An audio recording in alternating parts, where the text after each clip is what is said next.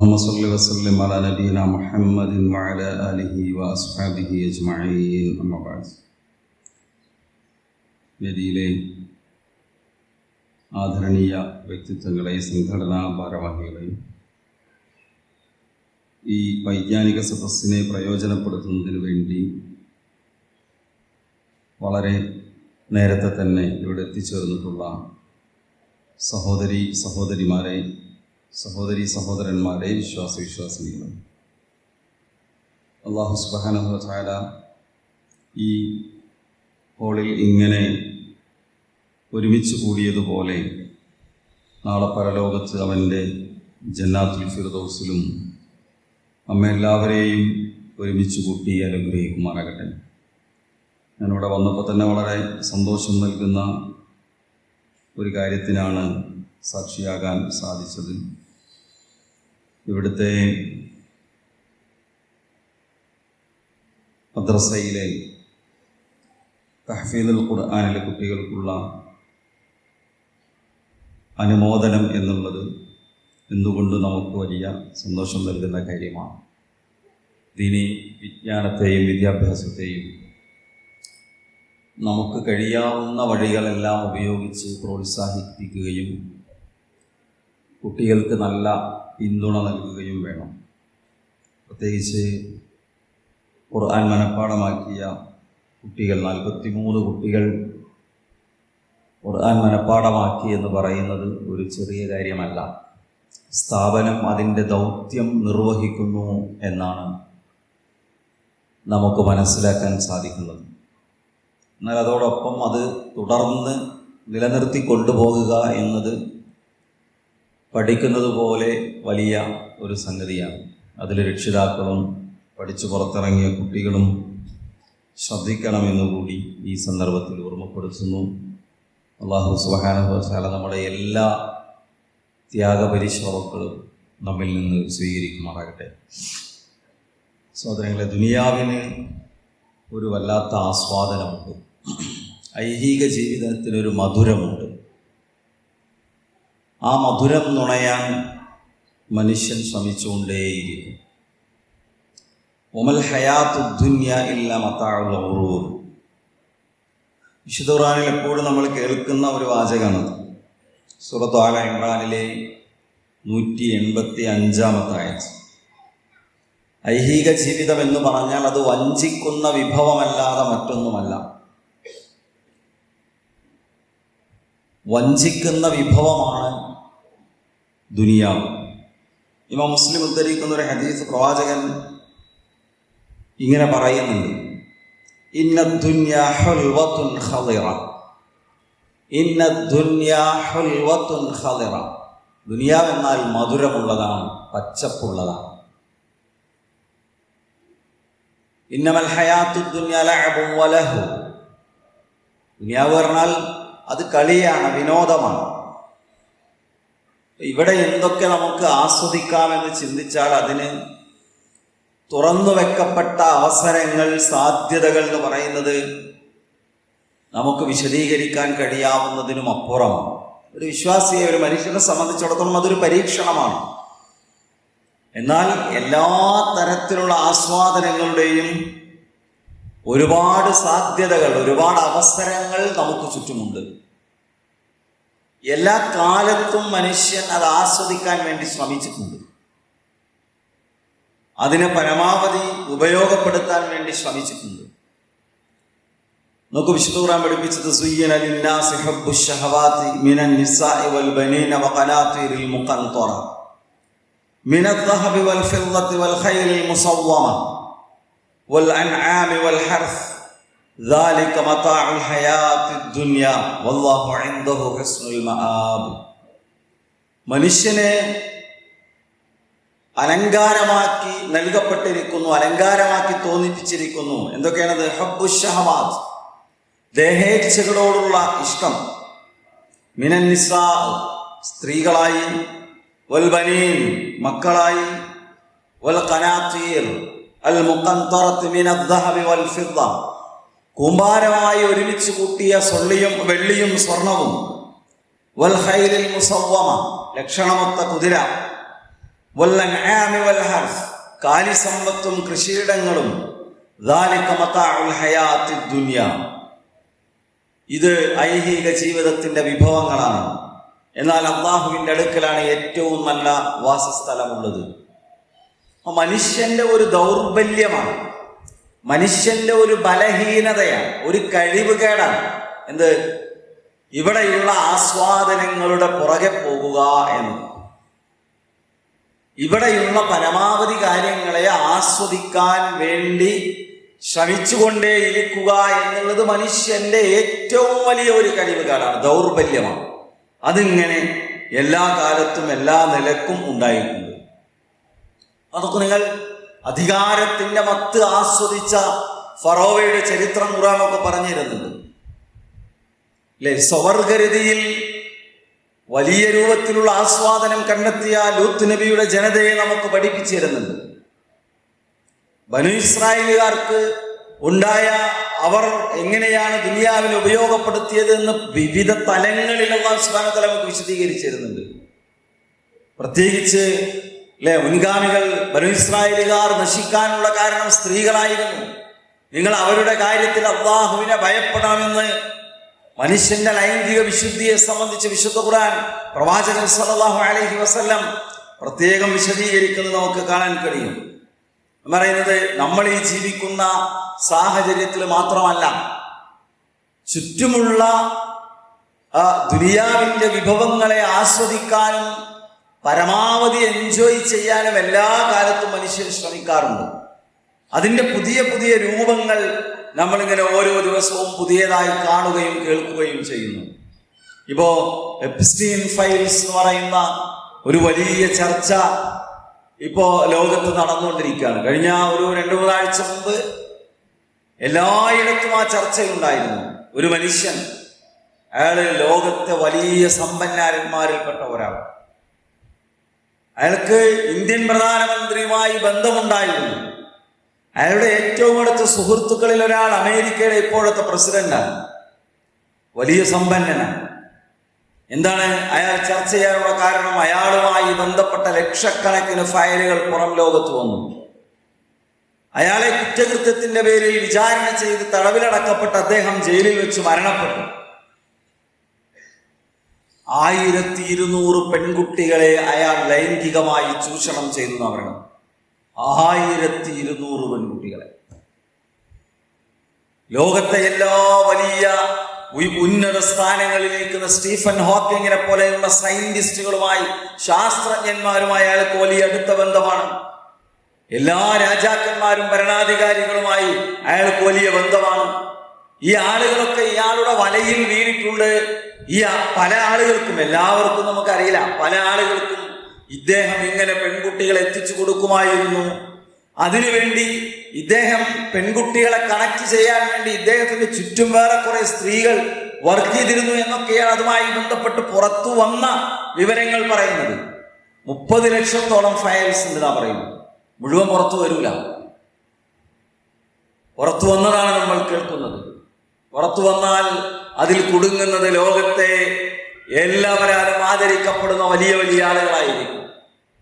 അതുകൊണ്ട് തന്നെ അത് പുറത്തു വരാനുള്ള സാധ്യതകൾ കുറവാണ്. അപ്പോ എങ്ങനെയാണ് ഇവിടെ ആസ്വദിക്കേണ്ടതെന്ന് മനുഷ്യൻ ചിന്തിച്ചാൽ അയാൾക്ക് അതിനുള്ള വിശാലമായ തലങ്ങളുമുണ്ട്. അതിന്റെ പരമാവധിയിൽ അത് പലരും ഉപയോഗിക്കുകയും ചെയ്യുന്നു. നമ്മുടെ നാട്ടിൽ അതിൻ്റെയൊക്കെ ആസ്വാദനത്തിന് നമ്മൾ കാണുന്ന വേർഷനുകളാണ്, നമ്മുടെ ചുറ്റുള്ള പതിപ്പുകളാണ് ഇത്. പ്രത്യേകിച്ച് ചെറുപ്പക്കാര് അല്ലാത്തവരിലുണ്ട് പലതും നമ്മൾ കണ്ടുകൊണ്ടിരിക്കുന്നത് അല്ലേ. DJ-കളില്ലാത്ത ആഘോഷങ്ങളൊന്നും കുട്ടികൾക്കില്ല. മ്യൂസിക്കും അതിനനുസരിച്ചുള്ള നൃത്തങ്ങളുമില്ലാത്ത ഒരു ലോകം, ഡാൻസുമില്ലാത്ത ഒരു ലോകം എന്ന് ചെറുപ്പക്കാർക്ക് ചിന്തിക്കാൻ കഴിയില്ല.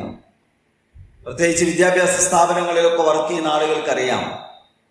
സ്കൂള് തുറക്കുന്നന്ന് അവിടെ പാട്ട് വേണം, കുട്ടികൾക്ക് ഡാൻസ് ചെയ്യണം.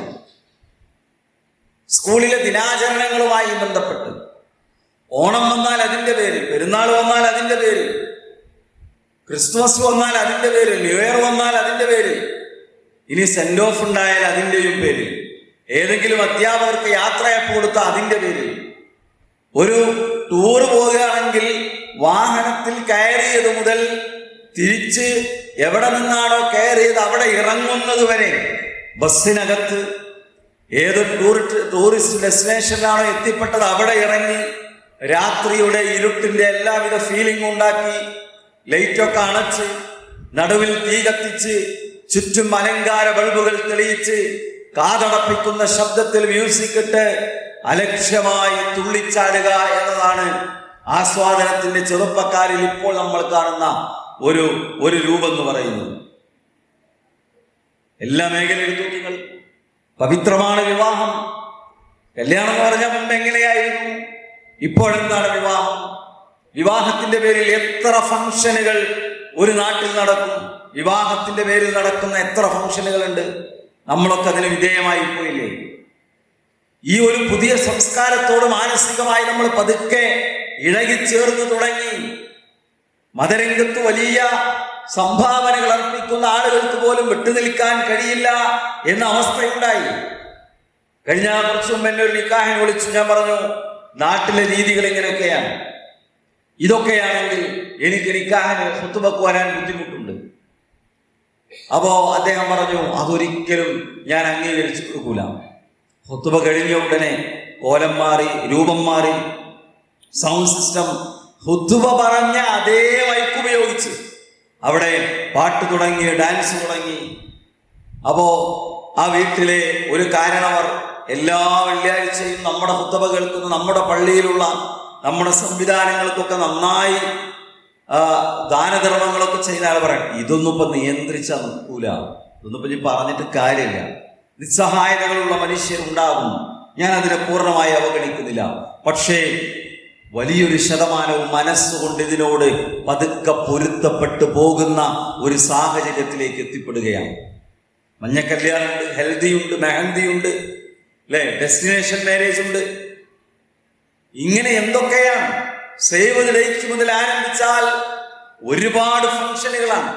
എത്ര പണമാണ് പിടിക്കുന്നത്, എന്തുമാത്രം വലിയ മിംഗ്ലിംഗ് ആണ് നടക്കുന്നത്. ആണും പെണ്ണും തമ്മിലുള്ള അകൽച്ച എവിടെയാണ് നമുക്ക് നഷ്ടപ്പെട്ടു പോകുന്നത്, അല്ലെ? കഴിഞ്ഞ ദിവസം പെരിന്തൽമണ്ണയിൽ ഒരു ഇഫ്താറിന് വളരെ പ്രധാനപ്പെട്ട നമ്മളുമായി ബന്ധപ്പെട്ട ഒരു ഇഫ്താറിന് ഹോട്ടലിൽ സൗകര്യം ഒരുക്കിയിരുന്നു. അവിടെ ചെന്നപ്പോൾ അവിടെ വേറെ ഒരു ടീമിന് കുറച്ച് അപ്പുറത്തെ സൗകര്യം ഒരുക്കിയിട്ടുണ്ട്. ഏതോ ഒരു വിദ്യാഭ്യാസ സ്ഥാപനത്തിലെ ഒരു ക്ലാസ് ടീം ഒരുമിച്ച് ഒരു 20-25 ആളുകൾ വന്നിട്ടുണ്ട്. അതിൽ നോമ്പെടുത്തവരും നോമ്പെടുക്കാത്തവരുണ്ട്, നമ്മുടെ മുസ്ലിങ്ങളും അല്ലാത്തവരുമുണ്ട്.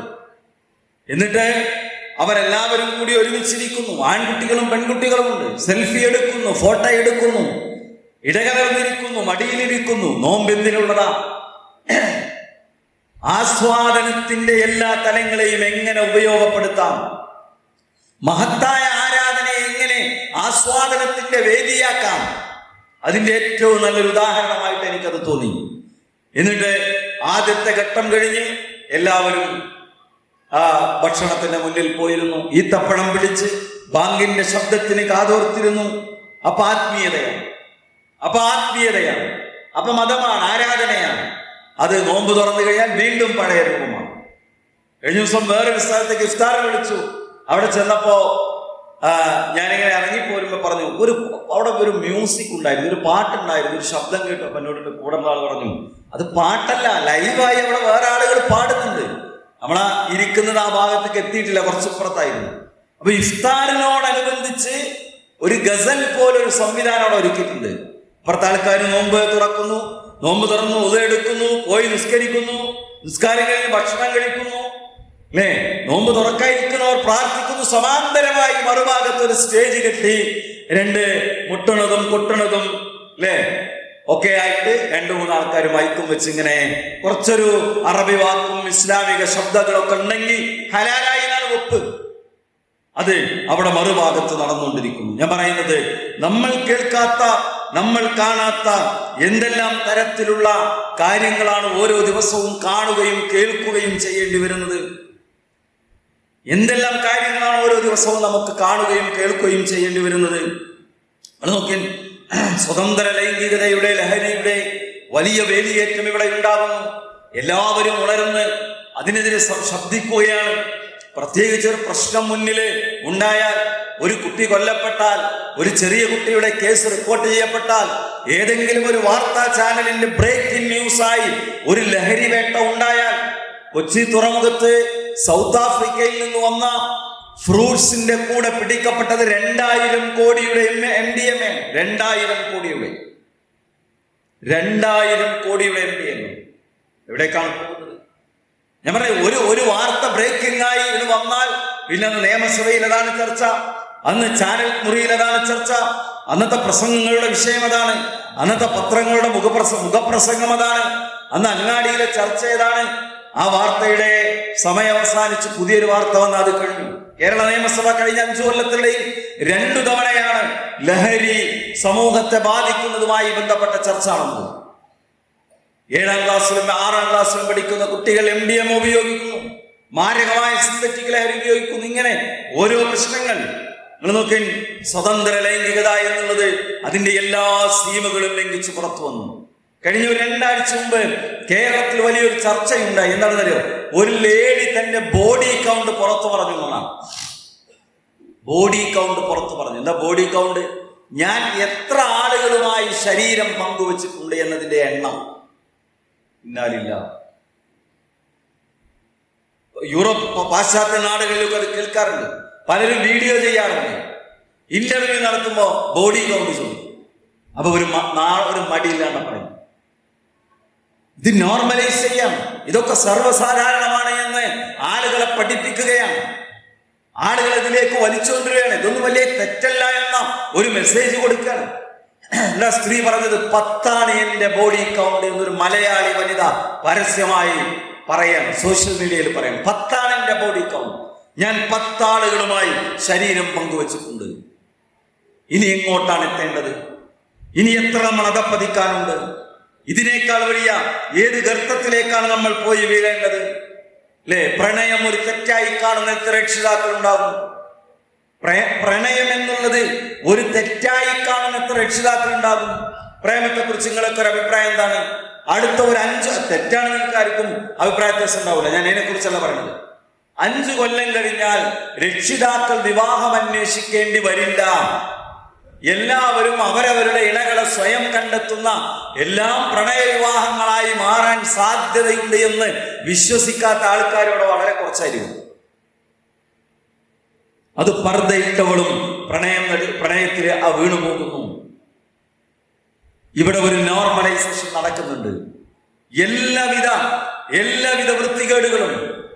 കഴിഞ്ഞ ആഴ്ചയാണ് ഇതുപോലെ കേരളത്തിൽ സോഷ്യൽ മീഡിയ വലിയ രൂപത്തിൽ ചർച്ച ചെയ്തൊരു സംഭവം. എന്താണോ? ഒരുത്തൻ മുഖം മൂടിയൊക്കെ അണിഞ്ഞ് മാസ്കിംഗ് ക്യാപ്പൊക്കെ ധരിച്ച് കണ്ണ് മാത്രം കാണിച്ചൊരു ഇന്റർവ്യൂ കൊടുത്തു. അയാൾ പറയണെന്താ? ഞാനിതിങ്ങനെ ആവർത്തിച്ച് നോക്കി പറഞ്ഞതിൽ കുറച്ച് ബുദ്ധിമുട്ടുണ്ട്. പക്ഷെ നാടിനെ നമ്മൾ അറിയണം, സമൂഹത്തെ നമ്മൾ അറിയണം. നമ്മുടെ ടൈറ്റിൽ എന്താണ്? സ്വന്തക്കാരിൽ നിന്നകന്ന് മറ്റുള്ളവരോട് അടുപ്പം കാണിക്കുന്നു. ഞാനിതൊക്കെ പറയുന്നതിനെന്നറിയോ? അതൊരു ഒറ്റപ്പെട്ട സംഭവമല്ല, അത് ഒറ്റക്കെടുക്കേണ്ട സംഭവമല്ല. ലോകത്ത് നടക്കുന്ന വലിയ ഒരു സാംസ്കാരിക മാറ്റത്തിന്റെ, ജീവിത ശൈലിയുടെ മാറ്റത്തിന്റെ ഒരു പാർട്ടാണ്. അതിന്റെ മറ്റു വശങ്ങളാണ് ഇതെല്ലാം. എന്താണ് ഈ ചെങ്ങാൻ ഇന്റർവ്യൂ കൊടുക്കുന്നത്? ഞാനൊരു മെയിൽ പ്രോസ്റ്റിറ്റ്യൂട്ടാണ്, ഞാനൊരു പുരുഷ വേശ്യയാണ്. എന്റെ അടുത്തേക്ക് സമൂഹത്തിലെ ഉന്നതരായ സ്ത്രീകൾ വരാറുണ്ട്. സത്യമാണോ ആർക്കറിയാം? പക്ഷെ ലോകത്ത് പലയിടത്തും അതുണ്ടത്രേ. ഇയാൾ മലയാളിയാണ്. ഇയാൾ പറയുന്നത് 25,000 രൂപ മുതൽ 50,000 രൂപ വരെ പണം വാങ്ങി എന്നോട് ആവശ്യപ്പെടുന്ന സ്ത്രീകളെ ഞാൻ സമീപിക്കാറുണ്ട്. കേരളത്തിലാണ് നമ്മൾ കേൾക്കുന്നത്. പച്ച മലയാളത്തിലാണ് ഇന്റർവ്യൂ ചെയ്യുന്നത്. ഇങ്ങനെ ചെറുതും വലുതുമായ പലതരത്തിലുള്ള പ്രശ്നങ്ങൾ. അതിന്റെ ഭാഗമാണ് പുതിയ യാത്രകൾ, പുതിയ ജീവിതക്രമങ്ങൾ, വിവാഹം ഒരു പ്രശ്നമായി കാണുന്നത്, വിവാഹം വേണ്ടെന്ന് തീരുമാനിക്കുന്നത്, ജീവിതത്തിൽ ഉണ്ടാകുന്ന ചെറിയ പ്രതിസന്ധികളുടെ പേരിൽ വിവാഹമോചനത്തിലേക്ക് എടുത്തു ചാടുന്നത്. അല്ലേ? ഒരുപാട് കേസുകൾ പലപ്പോഴും നമ്മളൊക്കെ ഇടപെടാറുണ്ട്. എനിക്കൊരു കഴിഞ്ഞ 2 കൊല്ലത്തിന് 4-5 കേസുകൾ അറിയാം. എന്താ? ഞങ്ങൾ തമ്മിൽ ഒത്തുപോകുന്നില്ല. ചില ആൾക്കാർ പറയാൻ ലഹരിയാണെന്ന് പറഞ്ഞിട്ടാ പറയാം. ചില ആളുകൾ പറയാം അയാൾ മർദ്ദിക്കാണെന്ന് പറഞ്ഞിട്ടാണ്. പക്ഷെ സംസാരിച്ചു വരുമ്പോ ഞാൻ പെൺകുട്ടികളെ കുറിച്ചാണ് പറയുന്നത്. അവൾ പറയുന്ന അത്ര പ്രശ്നം ഇയാൾക്ക് ഉണ്ടാവില്ല. അപ്പൊ നമ്മളത് പരിഹരിക്കാൻ ശ്രമിക്കും. എന്താ പറയുന്നത്? എനിക്ക് ഡിവോഴ്സ് തന്നേക്കും, എനിക്ക് ഡിവോഴ്സ് മതി, എനിക്ക് തലാക്ക് മതി. അപ്പൊ എങ്ങനെ മുന്നോട്ട് പോകും? ഞാൻ ഒറ്റയ്ക്ക് ജീവിച്ചോളാം. കുട്ടികളെ എനിക്ക് നോക്കാൻ കഴിയും.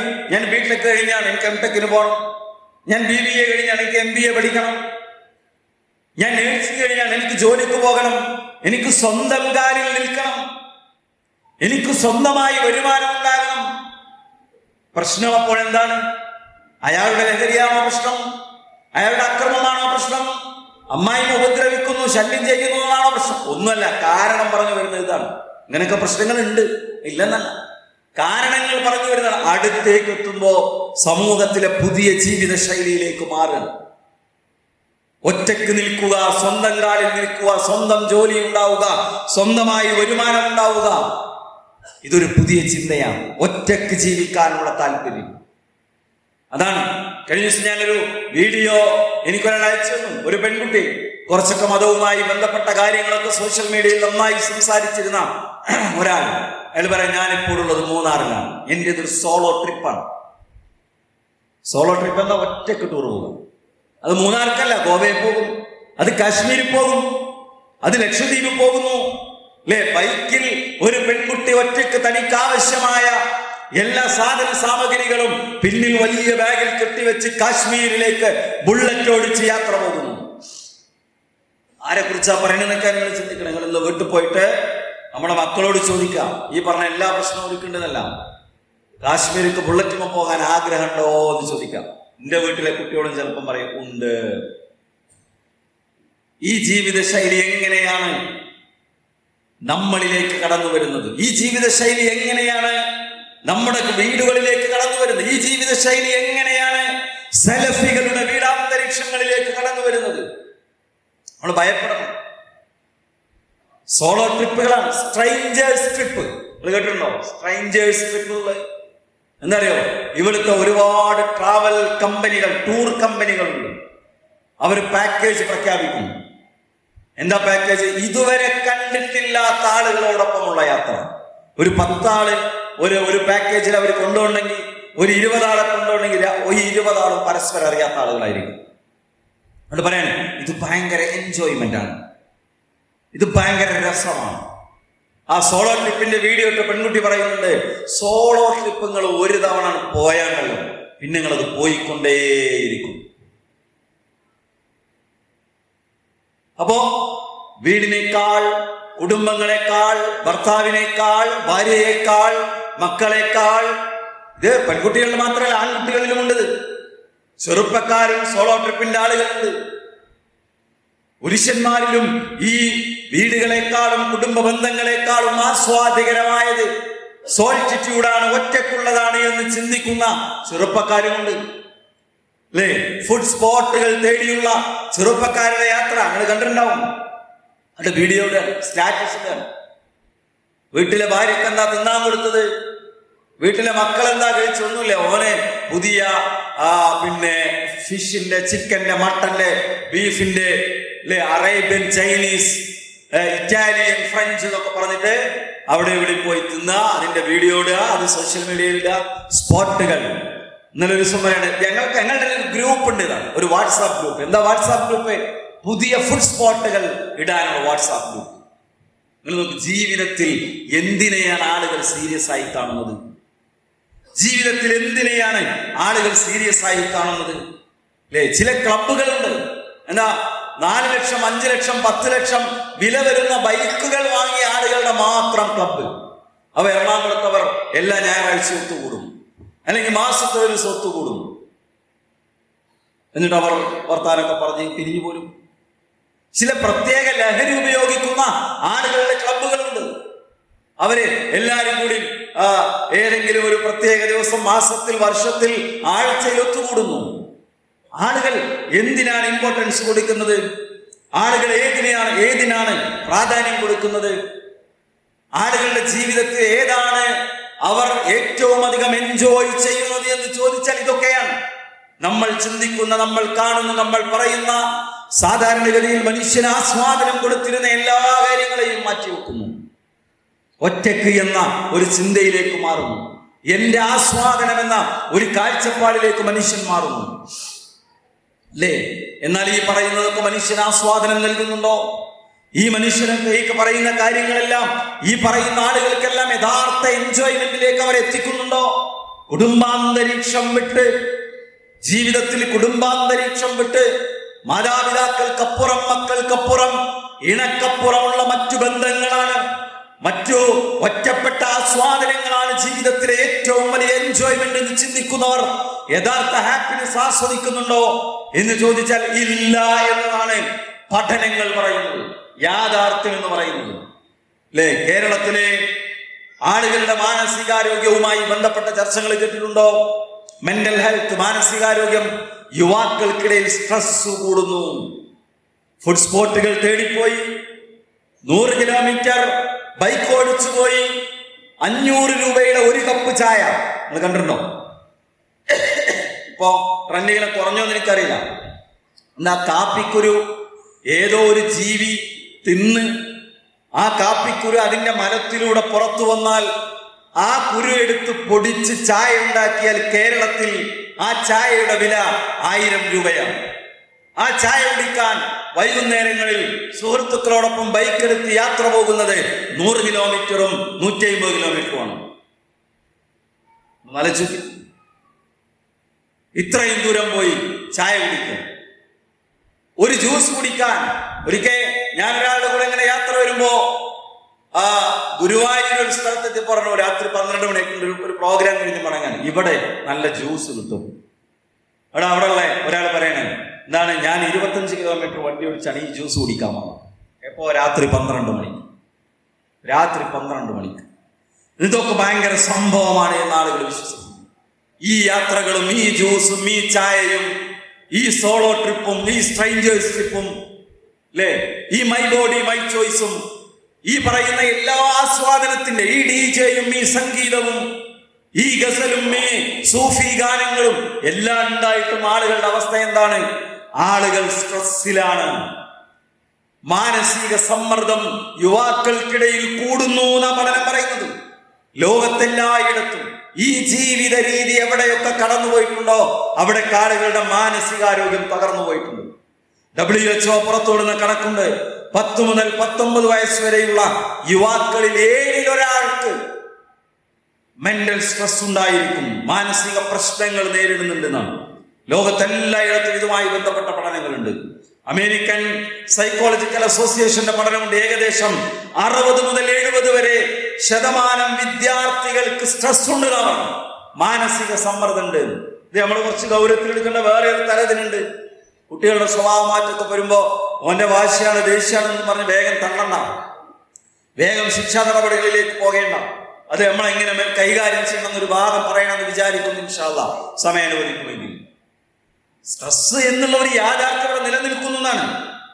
നോക്കി, ഇന്ത്യയിൽ ഏകദേശം, നേരത്തെ അമേരിക്കൻ പഠനമാണ് പറഞ്ഞത്, ഇന്ത്യയിൽ ഏകദേശം 80% വിദ്യാർത്ഥികളും അവരുടെ പരീക്ഷ മറ്റു പലതരത്തിലുള്ള പഠനവുമായി ബന്ധപ്പെട്ട കാര്യങ്ങളാൽ സ്ട്രെസ് അനുഭവിക്കുന്നുണ്ട്. ചെറുതെങ്കിലും സ്ട്രെസ് അനുഭവിക്കുന്നു, മാനസിക സമ്മർദ്ദം അനുഭവിക്കുന്നു. ചില സർവേകളിൽ പറയുന്നത് കോളേജ് വിദ്യാർത്ഥികളിൽ 50% അല്ലേ? കോളേജ് വിദ്യാർത്ഥികളുടെ അവരുടെ ലൈഫ് സ്റ്റൈൽ എന്താപ്പോ? നിങ്ങള് കോഴിക്കോട് പോയ ബീച്ചിൽ പോയാൽ കാണാം, രാത്രി 3 മണി വരെ ബീച്ചിൽ ആളുണ്ടാവും അല്ലേ? തിരുവനന്തപുരത്തെ മാനവീയ വീതിയിൽ പോയാൽ കാണാം, തിരുവനന്തപുരത്തെ ശംഖുമുഖം കടപ്പുറത്ത് പോയാൽ കാണാം, എറണാകുളത്തെ മറൈൻ ഡ്രൈവിൽ പോയാൽ കാണാം. എല്ലാം ഈ പ്രധാനപ്പെട്ട എറണാകുളം ടൗണിലെ മിക്ക ഭാഗങ്ങളിലും കാണാം 1 മണിക്കും 2 മണിക്കും കുട്ടികൾ ബൈക്കിൽ ഇങ്ങനെ സഞ്ചരിക്കും. മുന്നിലൊരാൺകുട്ടി, നടുവിലൊരു പെൺകുട്ടി, ശേഷം ഒരാൺകുട്ടി, അല്ലെങ്കിൽ ഒരാണും ഒരു പെണ്ണും. 3 പേരുടെയും കയ്യിൽ സിഗരറ്റ് പുകയും ഉണ്ടാകുന്നു. ഞാനിത് വെറുതെ ഊഹം വെച്ച് പറയല്ല. തിരുവനന്തപുരം പ്രോഫ്കോൺ നടന്ന കാലത്ത് അവിടുത്തെ സ്റ്റുഡൻസിന്റെ ഒരു ഭാരവാഹിയോട് അവിടുത്തെ രജിസ്ട്രേഷനുമായി ബന്ധപ്പെട്ട കാര്യങ്ങൾ സംസാരിച്ച് പറയണേ, ഇപ്പൊ ഹോസ്റ്റലിൽ പോയി കുട്ടികളെ കാണാനുള്ള റിസ്ക് ആണ്. എന്തേ? ഹോസ്റ്റലിൽ പോയി കുട്ടികളെ കാണണമെങ്കിൽ 12 മണിക്കൊക്കെ പോകണം രാത്രി. അവൻ പറയണേ, ഞാൻ കണ്ട കാഴ്ചകൾ, അവൻ പറഞ്ഞ സംഭവം ഞാൻ ഈ പറയണം. രാത്രി 12 മണി വരെ കടന്നുറങ്ങും, സുബഹയില്ല, സമയത്തിന് ക്ലാസ്സിലെത്തൂല, പഠനമില്ല, സർട്ടിഫിക്കറ്റിൽ ഇവർക്ക് വിശ്വാസമില്ല.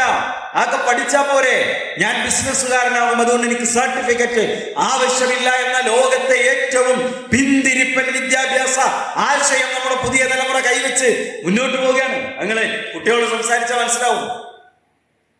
ഞാൻ പറയാം, ഈ വക ആസ്വാദനത്തിന്റെ എല്ലാ മേഖലകളിലേക്കും പോയിട്ടും അവസാനം എന്താ അവർക്ക് ഇവരുടെ അവസ്ഥ എന്താ? അല്ലെ, ഫിൻലാൻഡിനെ കുറിച്ച് പറയാം, ഹാപ്പിനെസ് ഇൻഡെക്സിൽ ലോകത്തെ ഏറ്റവും അധികം സന്തോഷമുള്ള രാജ്യമാണ് ഫിൻലാൻഡ്. എന്നിട്ടോ അവിടെ നടക്കുന്ന മരണങ്ങളിൽ ഭൂരിഭാഗവും ആത്മഹത്യയുമാണ്. അഥവാ നമ്മുടെ ഹാപ്പിനെസ് എന്ന് പറയുന്നത് ഫേക്കാണ്, കാപട്യമാണ്, പൊള്ളയാണ്, തെറ്റാണ്, ശരിയല്ലാത്ത സന്തോഷമാണത്. ഇവിടെയാണ് തന്നെ നമ്മൾ കാണുന്നത്. ആസ്വാദനത്തിന്റെ പല പല വഴികളെ ആളുകൾ അന്വേഷിച്ചു പോകുന്നു. പക്ഷേ ആളുകൾക്ക് സ്ട്രെസ്സാണ്, ആസ്വദിക്കാൻ പറ്റുന്നില്ല.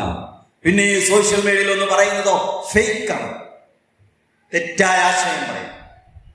നിങ്ങൾ നോക്കിയാൽ ആത്മഹത്യകൾ എത്രയാണ് കേരളത്തിൽ 2021 മുതൽ 2025 വരെ 5 കൊല്ലത്തിനിടയിൽ 39,000 ആത്മഹത്യകൾ നടന്നതാണ് കേരളത്തിലെ ഔദ്യോഗിക റിപ്പോർട്ടുകൾ അനുസരിച്ച്. റിപ്പോർട്ടിൽ വന്നിട്ടില്ലെങ്കിൽ അതിൽ പെടില്ല. 39,000 ആളുകൾ ആത്മഹത്യ ചെയ്തു. എത്ര മരണം ഉണ്ടായിട്ടുണ്ടാവും? 2025 മാത്രം 18 വയസ്സിന് താഴെയുള്ള 359 ആത്മഹത്യകൾ നടന്നു. 18 വയസ്സിന് താഴെ 359 ആത്മഹത്യ 2025 മാത്രം. 26 കഴിയുമ്പോൾ റിപ്പോർട്ട് വരും. കൂടുകയാണ്, കുറേ ഉണ്ടാവുക. അല്ലേ, കഴിഞ്ഞ ദിവസമാണ് ചിന്നു പപ്പു എന്ന് പറയുന്ന ഒരു ഇൻസ്റ്റഗ്രാമർ, ഒരു സോഷ്യൽ മീഡിയ ഇൻഫ്ലുവൻസർ കാസർഗോഡ് ആത്മഹത്യ ചെയ്തത്. 2 ലക്ഷം ഫോളോവേഴ്സ് ഉണ്ടാവും. 2 ലക്ഷം ആളുകൾ സോഷ്യൽ മീഡിയയിൽ അവരെ ഫോളോ ചെയ്യുന്നു. 2 ലക്ഷം ആളുകൾ ആകുക എന്നുള്ള ചെറിയ കാര്യമൊന്നുമല്ല. ഒരാളൊരു ഫോട്ടോ ഇട്ടാ 1 ലൈക്ക് വന്നാൽ ഭയങ്കര സന്തോഷിക്കുന്ന ആൾക്കാരാണ്. ഒരു വീഡിയോ ഇട്ടാ 10,000 കാണും. പൊതുവിൽ എൻജോയ്മെന്റിന്റെ എല്ലാ ആവേശം കിട്ടുക ഈ സോഷ്യൽ മീഡിയയിൽ നിന്നാണ്. ഒരാത്മഹത്യ ചെയ്തു. മുമ്പൊക്കെ നമ്മൾ പറഞ്ഞിരുന്നു, മലപ്പുറം ജില്ലയിൽ ആത്മഹത്യ കുറവാണ്. മുസ്ലിങ്ങൾ ആത്മഹത്യ ഇപ്പോഴും അങ്ങനെ തന്നെയാണ്. പക്ഷേ അത് മാറ്റം വരുന്നുണ്ടോ? കോഴിക്കോട് മെഡിക്കൽ കോളേജിലെ ഒരു സീനിയർ റെസിഡന്റ് ഡോക്ടർ ആത്മഹത്യ ചെയ്തു. മുസ്ലിം പെൺകുട്ടിയായിരുന്നു. ഇവിടെ മഞ്ചേരി മെഡിക്കൽ കോളേജിലെ, മലപ്പുറത്തെ മഞ്ചേരി മെഡിക്കൽ കോളേജിലെ. എന്തുകൊണ്ടാണ് ആളുകൾ ആത്മഹത്യയിലേക്ക് പോകുന്നത്? ഇവിടെ പറയുന്ന സന്തോഷത്തിന്റെ എലമെന്റ്സ് ഒന്നും ഇവിടെ ഹാപ്പിനെസ് ഉണ്ട് എന്ന് പറയുന്ന, ഞങ്ങൾ എൻജോയ് ചെയ്യുന്നു, ഞങ്ങൾ ആസ്വദിക്കുന്നു, ഞങ്ങൾ അടിച്ചു പൊളിക്കുന്നു എന്ന് പറയുന്ന കാര്യങ്ങളൊന്നും യഥാർത്ഥത്തിൽ മനുഷ്യർക്ക് യഥാർത്ഥ ആസ്വാദനം നൽകുന്നില്ല എന്നതാണ് ഇത് നമ്മൾ ഇതിലേക്ക് ചെല്ലുമ്പോൾ ശരിക്കും മനസ്സിലാക്കാൻ സാധിക്കും. ഈ പറയുന്നതെല്ലാം ഫേക്കാണ്. സോഷ്യൽ മീഡിയയിൽ ആവേശപൂർവ്വം ചിരിച്ചു പറയുന്ന എൻജോയ്മെന്റ് ഉണ്ടല്ലോ, ഫുഡിന്റെ ടേസ്റ്റ് ഉണ്ടല്ലോ, സോളോ ട്രിപ്പിന്റെ ആസ്വാദനം ഉണ്ടല്ലോ, അത് ഫേക്കാണ്, ഇല്ലാത്തതാണ്. ലൈക്കിന് വേണ്ടി ആളുകൾ ഇങ്ങനെ പറഞ്ഞു പെരുപ്പിച്ചുണ്ടാക്കുന്നതാണ്. ഞാൻ പറയും, നമ്മൾ ഉൾപ്പെടെ, ഞാൻ ഉൾപ്പെടെ, നിങ്ങൾ ഉൾപ്പെടെ സോഷ്യൽ മീഡിയ ഉണ്ടാക്കി വെച്ച ഈ തെറ്റായ ഫേക്കായിട്ടുള്ള ഈ ആസ്വാദനത്തിന്റെ വലയിൽ നമ്മൾ കുടുങ്ങി കിടക്കാം. ആർക്കും ഇതിൽ ആസ്വാദനം ഇല്ല എന്ന് പറയാൻ പേടിയാണ്. അപ്പോ ഞാൻ ഒറ്റപ്പെട്ടു പോകുമോ? അപ്പൊ എനിക്കെന്തോ ഒരു കുഴപ്പമുള്ളതുകൊണ്ടാണോ? സോളോ ട്രിപ്പ് മോശമാണ്, എനിക്കെന്തോ ഒരു പ്രശ്നം ഉണ്ടാവും അല്ലേ? എങ്ങനെ സുഹൃത്തുക്കളെ ഒറ്റയ്ക്ക് യാത്ര ചെയ്യുന്ന മനുഷ്യന് സന്തോഷിക്കാൻ പറ്റുക? അതൊരു തരം എന്തോ ഒരു മാനസിക പ്രശ്നം ഉണ്ടെന്നേ വിലയിരുത്താൻ പറ്റുള്ളൂ. എന്റെ വ്യക്തിപരമായ അഭിപ്രായം. സ്ട്രേഞ്ചേഴ്സിന്റെ കൂടെ, അപരിചിതരുടെ കൂടെയുള്ള യാത്ര എങ്ങനെയാണ് ഒരു മനുഷ്യന് സമാധാനം കൊടുക്കുക? ഇയാൾ യാഥാർത്ഥ്യമാണോ? ഇയാളുടെ യഥാർത്ഥ സ്വഭാവമാണോ പുറത്തു കാണുന്നത്? ഇയാളൊരു കള്ളനാണോ? ഇയാൾ നാട്ടിൽ നിന്ന് വേറെ എന്തെങ്കിലും കാരണത്താൽ ഒളിച്ചോട് പോകാണോ? ഉറങ്ങാൻ ഭയമായിരിക്കും അല്ലേ? കൂടെ യാത്ര ചെയ്യാൻ പേടിയായിരിക്കും. ബാഗിന് 4 കൂട്ടം അധികടും. ഉള്ള സമാധാനം പോവുക ചെയ്യാം, ഉള്ള സമാധാനം നഷ്ടപ്പെടുകയല്ലേ ചെയ്യാം. മാത്രമല്ല, എന്തുമാത്രം കഥകളാണ് നമ്മൾ കേട്ടത്. അപരിചിതരുമായി ഇൻസ്റ്റഗ്രാമിലൂടെ, വാട്സാപ്പിലൂടെ, സോഷ്യൽ മീഡിയയിലൂടെ, സ്നാപ്ചാറ്റിലൂടെ ബന്ധമുണ്ടാക്കി ചതിക്കപ്പെട്ട, വഞ്ചിക്കപ്പെട്ട എത്ര മനുഷ്യരുടെ കഥയാണ് നമ്മൾ കേട്ടത്. എത്ര ആളുകളുടെ, എത്ര പെൺകുട്ടികളുടെ കഥയാണ് നമ്മൾ കേട്ടത്. ഒരു ദിവസം പത്രം വായിച്ചപ്പോ കുറ്റിപ്പുറത്തെ ഒരു സംഭവം, പെൺകുട്ടി കുറ്റിപ്പുറത്ത് ബഹളുണ്ടാക്കിയ ഒരാളെ ഇട്ടു. എന്താ സംഭവം? അയാളുടെ കാമുകൻ വിളിച്ചു വരുത്തി, നമുക്ക് യാത്ര പോകാൻ പറഞ്ഞു. കുട്ടി വീട്ടിൽ നിന്ന് കിട്ടാവുന്ന പണവും വീട്ടിലെ കിട്ടാവുന്ന ആഭരണങ്ങളും എടുത്ത് ട്രെയിൻ കയറാൻ കുറ്റിപ്പുറം റെയിൽവേ സ്റ്റേഷനിൽ എത്തിയപ്പോഴാണ് തന്റെ കാമുകന്റെ പ്രായം 60 വയസ്സാണ് എന്ന് അവൾ തിരിച്ചറിഞ്ഞത്. മനസ്സിലാക്കണം, എത്ര മനുഷ്യർ പറ്റിക്കപ്പെടുന്നു അല്ലേ? ഒരിക്കലും നേരിൽ പരിചയമില്ലാത്ത, വിശ്വസ്തനാണോ എന്ന് ഉറപ്പില്ലാത്ത ആളുകളുടെ ഇടപഴകലുകളിലൂടെ ഉണ്ടാകുന്ന ദുരനുഭവങ്ങൾ എത്രയാണ് നമ്മൾ കണ്ടത്, കേട്ടത്. എന്നിട്ടോ ഈ സ്ട്രേഞ്ചേഴ്സ് ട്രിപ്പ് ഭയങ്കര സംഭവമാണ് എന്ന ഒരു ഫേക്ക് സംഭവം അതിങ്ങനെ ഭൂമിയിൽ കൊണ്ടുവന്ന് ആളുകളുടെ മുന്നിൽ അവതരിപ്പിച്ച് ആളുകളെ മുഴുവതിലേക്ക് കൊണ്ടുപോകും. സോഷ്യൽ മീഡിയ പറഞ്ഞുണ്ടാക്കുന്ന തെറ്റായ രുചിയാണ്, ആസ്വാദനമാണ് ഇവിടെ നമ്മൾ അനുഭവിച്ചുകൊണ്ടിരിക്കുന്നത്. നമ്മൾ ആലോചിച്ച് നോക്കി, 50 കിലോമീറ്റർ യാത്ര പോയി കുടിക്കുന്ന ചായക്ക് അധികം രുചി ഉണ്ടാവുമോ? അത് വെറുതെ പറയാൻ, ഒരു പഞ്ചിന് വേണ്ടി പറയാം. ഇതൊക്കെ എപ്പോഴാണ്, ഇതൊക്കെ ഫേക്ക് ആയിരുന്നു നമുക്ക് എപ്പോഴാണ് മനസ്സിലാകാന്നറിയും? എപ്പോഴാണ് നമുക്ക് മനസ്സിലാവുമെന്നറിയും? നമ്മൾ പ്രതിസന്ധിയിലൂടെ കടന്നു പോകും. അതിന്റെ യഥാർത്ഥ അനുഭവത്തിലേക്ക് നമ്മൾ എത്തുന്നു. നിങ്ങൾ നോക്കി, ഒരിക്കൽ വിധവകൾക്ക് വേണ്ടി സംഘടിപ്പിച്ച ഒരു പ്രോഗ്രാമുമായി ബന്ധപ്പെട്ട ഒരു സുഹൃത്തൊരു അനുഭവം പറയുന്നത്. വിധവകൾക്ക് വേണ്ടി സംഘടിപ്പിച്ചൊരു പ്രോഗ്രാം, അവരുടെ ക്ഷേമവുമായി, സോഷ്യൽ വെൽഫെയറുമായി ബന്ധപ്പെട്ട കാര്യങ്ങൾക്ക് വേണ്ടി സംഘടിപ്പിച്ചതാണ്. അപ്പോ അതിലത്തെ ഒരു സ്ത്രീ അദ്ദേഹത്തോട് പറഞ്ഞതാണ്, നിങ്ങൾ ഞങ്ങൾക്ക് ഭക്ഷണം തരണ്ട, ഞങ്ങൾ പട്ടിണി കിടന്നോണം. നിങ്ങൾ ഞങ്ങൾക്ക് വസ്ത്രം തരണ്ട, ഞങ്ങൾ വസ്ത്രം ഉള്ളത് കൊണ്ട് അഡ്ജസ്റ്റ് ചെയ്തോളാം. എനിക്കൊരു ഭർത്താവിനെ സംഘടിപ്പിച്ചു തരാൻ പറ്റുമോ? എനിക്കൊന്നുകൂടി വിവാഹിതയാകണം. സോളോ ഭയങ്കര സംഭവമാണെന്ന് പറഞ്ഞില്ലേ? ജീവിതത്തിന്റെ ഈ ഫേക്കുകളുടെ ലോകത്ത് നിന്ന്, ഈ ഫേക്ക് എൻജോയ്മെന്റുകളുടെ ലോകത്ത് നിന്ന് യഥാർത്ഥ ലോകത്തിലേക്ക് നമ്മൾ ചെല്ലുമ്പോൾ എന്താ സംഭവിക്കാറിയോ? അതിന്റെ യഥാർത്ഥ രുചി എന്താണെന്ന് മനസ്സിലാവും. ആ സ്ത്രീ പറഞ്ഞെന്തറിയോ? എന്റെ വീട്ടിൽ എപ്പോഴും അയാൾ ഉണ്ടാവണമെന്നില്ല, 2 മാസത്തിലൊരിക്കൽ വന്നാൽ മതി. 2 മാസത്തിലൊരിക്കൽ എന്റെ വീട്ടിൽ വന്നാൽ മതി. എനിക്കൊരു ഭർത്താവുണ്ടെന്ന് പറയാൻ ഞാൻ എന്തുമാത്രം വലിയ വെല്ലുവിളിയാണ് ഈ സമൂഹത്തിൽ നേരിടുന്നത്. ഒരു ഓട്ടോറിക്ഷക്കാരനെ 2 തവണ ഒരേ ആളെ വിളിച്ചാൽ 3ാമത് അയാളുടെ സംസാരം മാറും, അയാളുടെ ടോൺ മാറും. ഒരു പലചരക്കു കടയിൽ നിന്ന് 2 തവണ സാധനം വാങ്ങി 3ാമത്തെ തവണ സാധനം വാങ്ങിച്ച അയാൾ ചോദിക്കും, ഞാൻ വീട്ടിലേക്ക് എത്തിച്ചു തരണോ?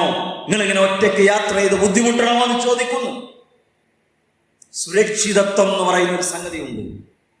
അത് കിട്ടുന്നത് കുടുംബ സംവിധാനത്തിനകത്താണ്. അത് കിട്ടുന്നത് ഇടയിൽ നിന്നാണ്. സ്വന്തം കാലിൽ നിൽക്കാൻ പറ്റും. എനിക്കറിയാം, വിവാഹമോചനം തേടി UAE ദുബൈയിൽ പോയി ജോലി ചെയ്യുന്ന ആളുകളെ അറിയാം. നിക്കാഹ് കഴിഞ്ഞ് വിവാഹ ജീവിതത്തിലേക്ക് കടക്കുന്നതിന് മുമ്പ് എനിക്ക് വൈവാഹിക ജീവിതം വേണ്ടെന്ന് പറഞ്ഞ് ഡിവോഴ്സ് വാങ്ങി ഒന്ന് കൂട്ടുമുട്ടിക്കാൻ പറ്റുമോ നോക്കാൻ വേണ്ടി കൗൺസിലർ എടുത്തു വിട്ടു. കൗൺസിലർ പറയണേ, ആ ചെങ്ങാതിയെ രക്ഷപ്പെടുത്തി കളയും, വെറുതെ ഓനെ ബുദ്ധിമുട്ടിക്കണം എന്തിനാ? അവളുടെ ചിന്തകൾ വേറെയാണ്. എന്നിട്ടോ അവിടെ പോയി ജീവിക്കാൻ, ഒറ്റയ്ക്ക് ജീവിക്കാൻ, ഒരു മുറിയിൽ ബാച്ചിലേഴ്സിനോടൊപ്പം എന്ന് പറഞ്ഞ് എത്ര കാലമാണ് ഈ ജീവിതം? ലോകത്തെല്ലാ കാലത്തും പുരുഷനെന്ന അവന്റെ കാമക്കണ്ണുകൾ ഒരു സ്ത്രീയെ വേട്ടയാടും. എല്ലാ മനുഷ്യരും ഒരുപോലെയല്ല. 2 കാര്യങ്ങൾ നമ്മൾ മനസ്സിലാക്കണം. എന്നാൽ എല്ലാ മനുഷ്യരിലും ഒരു ദാഹമുണ്ട്, ലൈംഗിക ദാഹമുണ്ട്. എല്ലാ മനുഷ്യരും ഒരുപോലെയല്ല. എന്നാൽ കുറച്ചുപേരെങ്കിലും അവസരം കാത്തിരിക്കുന്ന, നേരത്തെ നമ്മൾ എപ്പിസ്റ്റീൻ ഫയലിലെ മനുഷ്യനെ കുറിച്ച് പറഞ്ഞതുപോലെ കുറച്ചാളുകളെങ്കിലും ഉണ്ട്. അതുകൊണ്ടല്ലേ ചാന്ദിനി ഉണ്ടായത് അല്ലേ? ആലുവയിലെ അതിഥി തൊഴിലാളിയുടെ 5 വയസ്സുകാരി പൊന്നുമോളുണ്ടായത് എങ്ങനെയാണ്? അവളുടെ മരണം സംഭവിച്ചത് എങ്ങനെയാണ്? ഞാൻ എന്റെ 10ാം ക്ലാസ്സുകാരുടെ എല്ലാ കല്ലവും ചിന്തിക്കുന്നു. നിങ്ങൾ വീട്ടിൽ നിങ്ങൾക്ക് നിങ്ങളുടെ സ്വാതന്ത്ര്യത്തിന് വിലക്കിടുന്ന, നിങ്ങൾക്ക് ഏറ്റവും അകലം തോന്നുന്നത് ആരോടാണ്? അകലം തോന്നല്ല, സ്വാതന്ത്ര്യത്തിന് തടസ്സം നിൽക്കുന്നത് ആരോടാണ്? അങ്ങനെ തോന്നുന്നത് ആരാണ് നിങ്ങളുടെ വീട്ടിൽ ചോദിച്ചാൽ എല്ലാ പെൺകുട്ടികളും പറയാറുള്ളത് ഞങ്ങളുടെ ഉമ്മമാരാണ്. എന്താണ് ഉമ്മമാരുടെ പ്രശ്നം? അയൽവക്കത്തേക്ക് പോകട്ടെ എന്ന് ചോദിച്ചാൽ പറയും പോണ്ട. കൂട്ടുകാരെല്ലാവരും ഇന്ന് ആ ഓഡിറ്റോറിയത്തിൽ കല്യാണത്തിന് കൊണ്ട് ഞാൻ പോണ്ടേ എന്ന് ചോദിച്ചാൽ പോട്ടെ എന്ന് ചോദിച്ചാൽ പറയും പോണ്ട. അനങ്ങാൻ പാടില്ല, എല്ലാം വിലക്കുകളാണ്. ഞാൻ കഴിഞ്ഞ 2-3 വർഷമായിട്ട് ചെയ്യാറുള്ളത്, ഈ കുട്ടിയുടെ പേര് എഴുതുമ്പോൾ നിങ്ങൾക്ക് ഈ കുഞ്ഞിനെ അറിയാമോ, നിങ്ങൾക്ക് ഈ മോളെ അറിയാമോ? 5 വയസ്സുകാരിയായിരുന്നു, ഒരു ബീഹാറുകാരന്റെ മകൾ. അവൾ പിച്ചിച്ചീന്തപ്പെട്ടവളായി, പീഡിപ്പിക്കപ്പെട്ടവളായി, കറുകൊല ചെയ്യപ്പെട്ടവളായി ആലുവയുടെ തെരുവിൽ നിന്ന് അവളുടെ ജഡം കണ്ടുകിട്ടി. മറ്റൊരു കാമഭ്രാന്തൻ ആ പെൺകുട്ടിയെ നശിപ്പിച്ചിരുന്നു. ഈ ആളുകൾ സമൂഹത്തിലുണ്ട്. മനസ്സിലായില്ലേ? അതാണ് ആ വിധവയുടെ ശബ്ദം, അതാണ് ആ വിധവയുടെ സംസാരം. ഒരു ലൈംഗികത ദാഹത്തെ പിടിച്ചു നിർത്താനുള്ള കേൾപ്പില്ലാത്തത് കൊണ്ടല്ല, തന്റെ ചാരിത്രത്തെ കവർന്നെടുക്കാൻ വരുന്ന ഈ പറയുന്ന കാബാലികന്മാരിൽ നിന്ന് രക്ഷപ്പെടാനുള്ള ഒരു വിശുദ്ധിയുടെ തഖ്വയുടെ തേട്ടമാണത്. മനസ്സിലാവുണ്ടോ? ഞാൻ കഴിഞ്ഞ ദിവസം ഈ അൺമാസ്കിംഗ് UAE വീഡിയോകളിൽ ചിലപ്പോഴൊക്കെ ഇങ്ങനെ കയറി വെക്കാറുണ്ട്. അപ്പോ ഒരു പാശ്ചാത്യൻ, അമേരിക്കയോ മറ്റേതോ രാജ്യം, അവിടുത്തെ ഒരു സ്ത്രീ ഒരു കഥ പറയുന്നുണ്ട്. അത് ഒരു വേറെ പേരൊക്കെ കൊടുത്ത് പേര് അങ്ങനെ വിശദീകരിക്കുകയാണ്. ഞാൻ ഒരു ഹോസ്റ്റലിലാണ് ജീവിച്ചിരുന്നത്. ഒരു സ്ത്രീ അവരുടെ അനുഭവം പറയാണ്. ഞാൻ ഹോസ്റ്റലിലാണ് ജീവിച്ചിരുന്നത്. ഞങ്ങളുടെ ഹോസ്റ്റലിലെ ഫസ്റ്റ് ഫ്ലോറിലാണ് ബാത്റൂം ഉള്ളത്. ഞങ്ങളുടെ ഹോസ്റ്റലിന്റെ മുകളിലെ നിലയിൽ ഒരാൾ താമസിച്ചിരുന്നു. അവർ പ്രായം ചെന്ന ഒരു സ്ത്രീയായിരുന്നു. അവർക്ക് ഈ പാർക്കിൻസൺസിന്റെ തുടക്കമുണ്ടായിരുന്നു. അങ്ങനെ മുകളിലുള്ള ആളുകൾ മൂത്രമൊഴിക്കാൻ താഴെ ബാത്റൂമിൽ വരണം. ഇവർക്കൊരു പക്ഷേ പ്രായം കുറച്ചായതുകൊണ്ട് അത്രയും ദൂരം മൂത്രം പിടിച്ചു വെച്ച് ഇതുവരെ ഈ ബാത്റൂമിലേക്ക് വരാൻ സാധിച്ചു കൊള്ളണമെന്നില്ല. അപ്പോൾ അവർ പാത്രത്തിൽ മുകളിൽ നിന്ന് തന്നെ മൂത്രമൊഴിക്കും. അവരുടെ കൂടാരുമില്ല, അവരൊറ്റക്കാണ്. ആ മൂത്രമൊഴിച്ച പാത്രവുമായി അവർ ഈ ബാത്റൂമിൽ കൊണ്ടുവന്നൊഴിക്കും. പക്ഷേ ഈ വിറക്കുന്ന പാർക്കിൻസൺസിന്റെ വിറക്കുന്ന കൈകളോടെ ഈ മൂത്രം പിടിക്കും. അതിങ്ങനെ പലയിടത്തും വിറ്റ് വീടും. ബാത്റൂമിൽ മുഴുവൻ ക്ലോസറ്റിലല്ല വിടുക, ദുർഗന്ധമാണ്. അവർ ജീവിക്കുന്നിടത്തെല്ലാം ദുർഗന്ധമാണ്. പലരും അവരെ ആക്ഷേപിക്കുന്നു, തള്ളിപ്പറയുന്നു. ഞാൻ ഉള്ളിടത്തോളം കാലം അവരെ സഹായിച്ചു. ഒരുപാട് കാലം അവർക്ക് പ്രാഥമിക കാര്യങ്ങൾ ചെയ്തു കൊടുക്കാനൊക്കെ അവരെ സഹായിച്ചു. ഒരിക്കൽ ഞാൻ അവരോട് ചോദിച്ചു, നിങ്ങളെങ്ങനെ ഒറ്റപ്പെട്ടു പോയി? നിങ്ങളുടെ മക്കൾ എവിടെ? നിങ്ങളുടെ ഇണ എവിടെ? അവർ പറഞ്ഞു, ഞാൻ എൻ്റെ 40കളോടടുത്തപ്പോ ഞാൻ എടുത്ത ഒരു ഭീകരമായ അബദ്ധ തീരുമാനമുണ്ട്. അതെന്താണ്? അത് ഞാൻ ഒറ്റയ്ക്ക് ജീവിക്കാം. എനിക്കൊരു ഭർത്താവ് ഉണ്ടായിരുന്നു, എനിക്കൊരു മോനുണ്ടായിരുന്നു. ഞാൻ ഭർത്താവിനോട് ഡിവോഴ്സ് ആവശ്യപ്പെട്ടു. എന്നിട്ട് ഞാൻ ഒറ്റയ്ക്ക് ജീവിക്കാമെന്ന് തീരുമാനിച്ചു. ജീവിതത്തിന്റെ യാഥാർത്ഥ്യത്തിലേക്ക് എത്തിയപ്പോ ഞാനിപ്പോൾ അനുഭവിക്കുന്ന പ്രയാസമില്ല. യാഥാർത്ഥ്യം എന്ന് പറയുന്ന ഒരു സംഗതി ഉണ്ട്. ഫേക്കുകളുടെ ലോകത്തല്ല നമ്മൾ ജീവിക്കുന്നത്. യാഥാർത്ഥ്യം എന്ന് പറയുന്ന ഒരു സംഗതിയുണ്ട്. ഫ്രാൻസിൽ ഒരുപാട് കാലം ജീവിച്ച പ്രബോധന രംഗത്തൊക്കെ അത്യാവശ്യം സജീവമായി നിൽക്കുന്ന ഒരാളുടെ ഒരു ഇന്റർവ്യൂ ഇതുപോലെ ഞാൻ ഒരിക്കൽ കാണുകയുണ്ടായി യൂട്യൂബിൽ നിന്ന്. അദ്ദേഹം പറയുന്നത് ഫ്രാൻസിലെ ജീവിതം എങ്ങനെയാണ്. ഫ്രാൻസ് എന്ന് പറഞ്ഞാൽ നമ്മൾ ഇവിടേക്ക് ഇങ്ങനെ പറഞ്ഞു കേൾക്കാറുള്ള എല്ലാ സ്വാതന്ത്ര്യത്തിന്റെയും സ്വാതന്ത്ര്യം എന്ന് പറഞ്ഞാൽ വാപ്പാക്ക് മകളെ കല്യാണം കഴിക്കാൻ സ്വാതന്ത്ര്യമുള്ള, കല്യാണം എന്നുള്ള വാക്കേ ഞാൻ ഉപയോഗിക്കുന്നു, അതിന് സ്വാതന്ത്ര്യമുള്ള നാടാണ് ഫ്രാൻസ്. അത് അവർ നിരോധിക്കാൻ പോകുന്നു എന്നാണ് കേൾക്കുന്നത്, അറിയില്ല. അത്ര വിശാലമായ വ്യക്തി സ്വാതന്ത്ര്യം അവർ ഓഫർ ചെയ്യുന്നു. അദ്ദേഹം പറയണേ, ഞാൻ കണ്ട വല്ലാത്ത അനുഭവങ്ങൾ എന്ന് പറയുന്നത് അവിടുത്തെ സൂപ്പർ മാർക്കറ്റുകളാണ്. സൂപ്പർ മാർക്കറ്റുകളിൽ പോയാൽ ഏറെ പ്രായം ചെന്ന വൃദ്ധരായ ആളുകൾ ഉണ്ടാവും. വളരെ പ്രായം ചെന്ന ആളുകൾ, വൃദ്ധരായ ആളുകൾ ഉണ്ടോ. അവർ വടി കൊണ്ട് ഒരു ട്രോളിയും പിടിച്ച് അവർക്ക് ആവശ്യമായ വസ്തുക്കൾ സൂപ്പർ മാർക്കറ്റിലെ റാക്കുകളിൽ നിന്ന് എടുത്ത് പെറുക്കിയിട്ട് അവർ പോകും. പതുക്കെ നടക്കും. നേരെ നടക്കാൻ വയ്യ. മനസ്സിലായോ? അവരുടെ മക്കളെവിടെ? അവരുടെ സ്വന്തക്കാരെവിടെ? അവരുടെ ബന്ധക്കാരെവിടെ? അവർ ഈ പറയുന്ന സോളോയിൽ ആദ്യമേ വിശ്വസിച്ചിരുന്ന ആൾക്കാരാണ്. ഒറ്റയ്ക്ക് ജീവിക്കുന്നതാണ് രസം എന്ന് ചിന്തിച്ചിരുന്ന ആളുകളാണ്. ഒറ്റയ്ക്ക് ജീവിക്കുന്നവന്റെ വാർദ്ധക്യം ഇതാണ്. അത് നരകയാതനയായിരിക്കും, അത് പ്രയാസകരമായ ജീവിതമായിരിക്കും. അദ്ദേഹം പറയണേ, അവിടെ കറണ്ട് ബില്ല് എങ്ങനെയാണ്, അവിടുത്തെ വാട്ടർ ബില്ല് എങ്ങനെയാണ്, ബാങ്ക് അക്കൗണ്ടിൽ നിന്ന് ഓട്ടോമാറ്റിക്കലി ഇങ്ങനെ ഡിഡക്ട് ചെയ്ത് പോകും. അങ്ങനെ പേയ്മെന്റ് നടക്കും. ബാങ്ക് അക്കൗണ്ടിൽ പൈസ ഉണ്ടെങ്കിൽ അതിൽ നിന്ന് വാട്ടർ ബില്ലും കറണ്ട് ബില്ലും റൂം റെന്റൊക്കെ ഇങ്ങനെ പോകും. അങ്ങനെ ഒരു കമ്പനി അവർക്ക് കിട്ടേണ്ട ഏതോ ഒരു ബില്ല് കുറെ കാലമായിട്ട് കിട്ടുന്നില്ല. അപ്പൊ അവരെന്തുകൊണ്ടാണ് ഇവർ ബിൽ പേയ്മെന്റ് നടത്താത്തെന്ന് അന്വേഷിച്ച് വീട്ടിൽ വന്നപ്പോ അവിടെ ഉണ്ടായിരുന്നത് ആകെ ഒരു വൃദ്ധനായ ഒരു മനുഷ്യനാണ്. സ്ത്രീയാണോ പുരുഷനാണോ എന്ന് എനിക്ക് ഓർമ്മയില്ല. ആ വൃദ്ധനായ മനുഷ്യനെയാണോ അവിടെ കണ്ടത്? അല്ല, അയാളുടെ മാംസവും തൊലിയും ദ്രവിച്ച് ഒരു എല്ലിൻ കൂടി ഇങ്ങനെ കിടക്കുന്നു. അഥവാ ഇയാൾ മരിക്കണവരെ ഇയാൾക്ക് വരുമാനം ഉണ്ടായിരുന്നു. ആ വരുമാനം ബാങ്ക് അക്കൗണ്ടിൽ നിന്ന് ഇങ്ങനെ ബില്ല് പേയ്മെന്റ് നടക്കും. വരുമാനം മരിച്ചോടുകൂടി വരുമാനം നിന്നു, അറിയുന്നില്ല. പിന്നെ അല്ലെങ്കിൽ ബാങ്ക് അക്കൗണ്ടിൽ ഉണ്ടായിരുന്ന പൈസ അതിങ്ങനെ പേയ്മെന്റ് നടന്ന് ഇത് ഫുള്ള് തീർന്നപ്പോഴാണ് ആൾക്കാർ ഇയാളുടെ പൈസ അടക്കാത്ത ആലോചിച്ച് വന്നു നോക്കുന്നത്. കണ്ടപ്പോ മരിച്ച് ചീഞ്ഞു നാറുന്ന മൃതശരീരം അയൽവാസികൾക്ക് പോലും എത്തി നോക്കിയിട്ടില്ല. അയൽപക്ക ബന്ധങ്ങളില്ല, കുടുംബ ബന്ധങ്ങളില്ല, വൈവാഹിക ബന്ധങ്ങളില്ല, മക്കൾ മാതാപിതാക്കൾ ബന്ധമില്ല. അല്ലേ? സോളോ ഭയങ്കര സംഭവം പറയണില്ലേ? ഒറ്റക്ക് ജീവിക്കുക, ഒറ്റക്ക് യാത്ര ചെയ്യുക, ഒറ്റക്ക് ആസ്വദിക്കുക. ഞാൻ എന്റെ വ്യക്തിപരമായ കാര്യം, എന്റെ ജീവിതം, എന്റെ കാര്യത്തിൽ നിങ്ങൾ എന്തിനു ഇടപെടുന്നു എന്ന് വാപ്പാനോടും ഉമ്മാനോടും തർക്കിക്കുന്ന ആളുകളില്ലേ? ആ ജീവിതത്തിന്റെ വേറൊരു വേർഷൻ ഉണ്ട്. അതായത് നമ്മൾ മനസ്സിലാക്കണം, അതാണ് യഥാർത്ഥത്തിൽ ഇവിടെ നമ്മൾ കാണുന്നത്. എല്ലാ തരത്തിലുള്ള ആസ്വാദനങ്ങൾക്കും ഭീകരമായ ആ നിലക്കുള്ള അബദ്ധങ്ങളാണുള്ളത്. ഞാൻ പറയുന്നത് സഹോദരന്മാരെ, പ്രിയപ്പെട്ട സഹോദരിമാരെ, യഥാർത്ഥത്തിൽ മനുഷ്യൻ സന്തോഷം കണ്ടെത്തുന്നത് ഒന്നിച്ചു നിൽക്കുമ്പോഴാണ്. കുടുംബം എന്നുള്ളത് അല്ലാഹു സുബ്ഹാനഹു വ തആല സംവിധാനിച്ച ഒരു സംവിധാനമാണ് കുടുംബം എന്നുള്ളത്. അല്ലേ? ومن آياته أن خلق لكم من أنفسكم أزواجا لتسكنوا إليها وجعل بينكم مودة ورحمة. മനുഷ്യന്റെ മനസ്സിന് ആവശ്യമുള്ള രണ്ട് സംഗതികളാണ് സ്നേഹവും കാരുണ്യവും. ഇത് രണ്ടും മനുഷ്യന് ആവശ്യമുണ്ട്. വലിയ പരിഗണന ആവശ്യമുണ്ട്. നിങ്ങൾ നോക്കി, സ്ത്രീകളെ കുറിച്ച് ഞാൻ ഒറ്റക്കാകുമ്പോഴും ആസ്വദിക്കുന്നു എന്ന് പറയുന്ന ആളാണെങ്കിലും ഇതൊക്കെ എന്റെ വ്യക്തി സ്വാതന്ത്ര്യമാണിത്, എനിക്ക് സ്വാതന്ത്ര്യമില്ല എന്നൊക്കെ പറയുന്നുണ്ടെങ്കിലും, എനിക്കൊരു ഭർത്താവിന്റെ താൻ ആവശ്യമില്ല എന്നൊക്കെ ഈ സോഷ്യൽ മീഡിയയിലെ ഫേക്ക് ക്യാമ്പയിനിന്റെ ഭാഗമായി അവർ വാദിക്കുന്നുണ്ടെങ്കിലും യഥാർത്ഥത്തിൽ ഒരു സ്ത്രീ ആഗ്രഹിക്കുന്നുണ്ട കെയറിംഗ് ആണ്. അല്ല നിങ്ങൾ പറയും, യാഥാർത്ഥ്യത്തിലേക്ക് കടന്നു വന്നാൽ ഒരാൾക്ക് ആവശ്യമുള്ളത്, ഒരു പെണ്ണിന്, ഒരു സ്ത്രീക്ക് ആവശ്യമുള്ളത് കെയറിംഗ് ആണ്. കെയറിംഗ്, പരിഗണന വേണം. ഭർത്താക്കന്മാരോട് സ്ത്രീകൾ ഏറ്റവും കൂടുതൽ പരാതി പറയാറുള്ള കാര്യം എന്താ?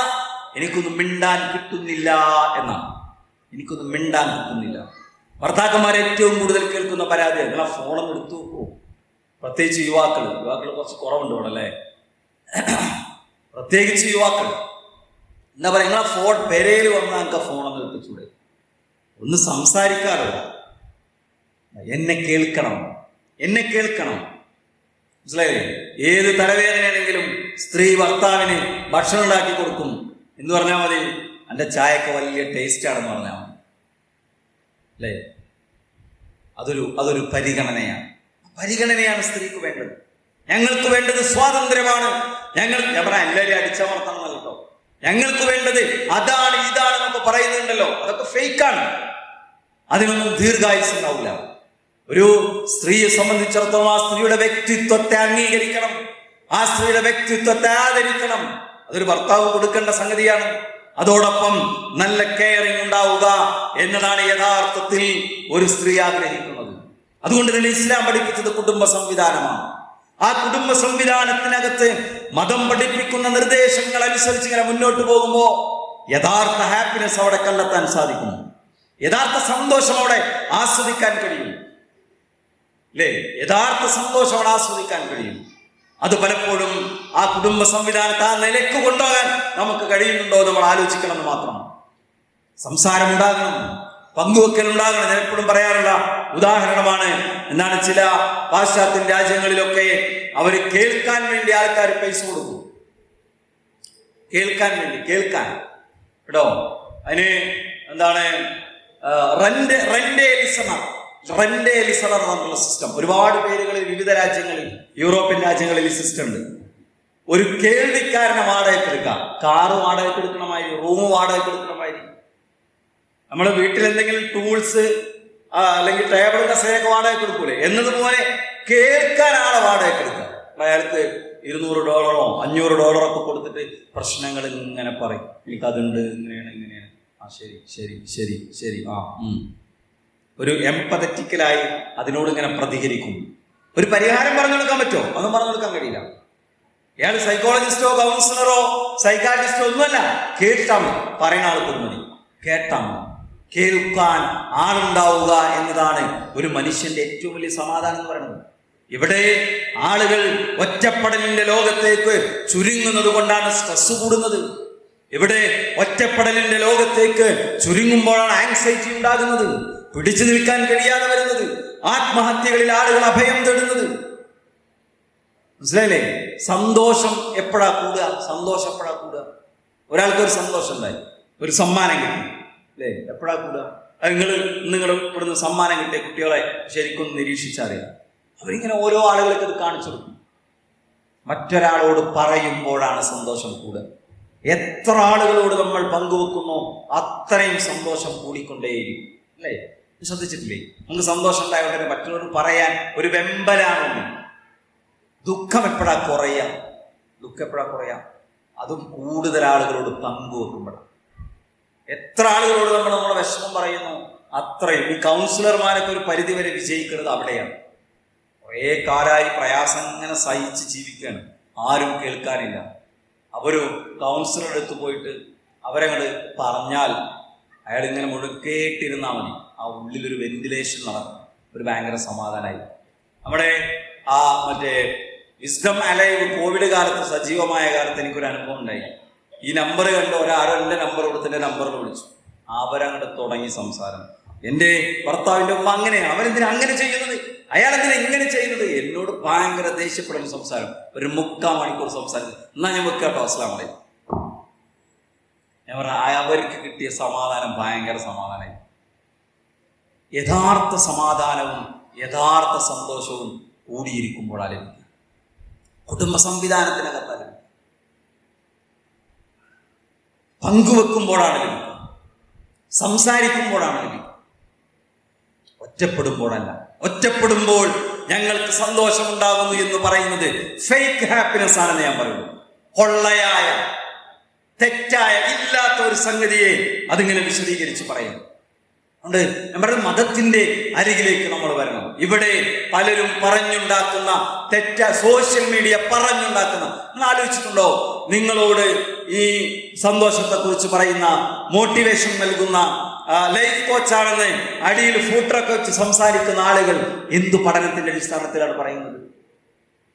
ഏത് പഠനത്തിന്റെ അടിസ്ഥാനത്തിലാണ്?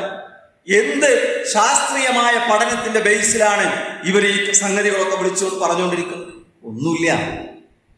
ഇതൊക്കെ ആളുകൾക്ക് ഇഷ്ടമുള്ളത് സോഷ്യൽ മീഡിയയിൽ പറഞ്ഞാലേ അവർക്ക് വരുമാനം ഉണ്ടാവുള്ളൂ, ശ്രോതാക്കൾ ഉണ്ടാവുള്ളൂ, സബ്സ്ക്രിപ്ഷൻ കൂടുള്ളൂ, ഫോളോവേഴ്സ് ഉണ്ടാവുള്ളൂ, അല്ലേ? വ്യൂവർഷിപ്പ് കൂടിയാൽ അതിനനുസരിച്ച് അവർക്ക് പൈസ കിട്ടുള്ളൂ. അപ്പോ നിങ്ങൾ പലരും പറയാറുണ്ട്, ഞാൻ ആ വീഡിയോ കണ്ടിട്ടാണ് അവിടേക്ക് ടൂർ പോയത്. അവിടെ ഒരു ചുക്കുമില്ല. പിന്നെ അയാൾ എന്തിനാ അവിടെ ഭയങ്കര സംഭവം ഉണ്ട് എന്ന് പറഞ്ഞു? നിങ്ങളിത് കാണണം. നിങ്ങൾ കണ്ടാൽ 10 ആള് കണ്ടാൽ 100 ആള് കണ്ടാൽ അതിന്റെ പൈസ കിട്ടും, അതിന്റെ പൈസ കിട്ടും, അല്ലേ? നല്ലൊരു ഫുഡ് സ്പോട്ട് ഉണ്ട് പറഞ്ഞിട്ട് ഒരാൾ വീഡിയോ ചെയ്യാൻ ചെന്നപ്പോൾ അവിടെ ഒന്നിനും കൊള്ളൂല. ഇതേപോലെ ഇത് ഭയങ്കര എൻജോയ്മെന്റ് ആണ്, ഇങ്ങനെ ഇത് ഭയങ്കര ആസ്വാദനാണെന്നൊക്കെ പറഞ്ഞ് ഈ ചങ്ങാതിമാര് പുറത്തു വരുന്നത്. നമ്മുടെ ഉള്ളിലാണെങ്കിലോ ഞാൻ നേരത്തെ പറഞ്ഞതുപോലെ ഒരു ഇച്ഛയുണ്ട്. മനുഷ്യന് ഇച്ഛകളോടുള്ള ഒരു ഇഷ്ടം മനുഷ്യരുടെ ഉള്ളിലുണ്ട്. ആ ഇച്ഛയെ പിടിച്ചു നിർത്തലാണ് യഥാർത്ഥത്തിൽ ഒരു മനുഷ്യന്റെ ജീവിതത്തിലെ ദുനിയാവിലെ പരീക്ഷണം എന്ന് പറയുന്നത്. ദുനിയാവിലെ പരീക്ഷണം എന്ന് പറയുന്നത് എന്താ? ആ ഇച്ഛയിൽ നിന്ന് നമ്മുടെ ശരീരത്തെ പിടിച്ചു നിർത്തലാണ്. മനസ്സിലായോ?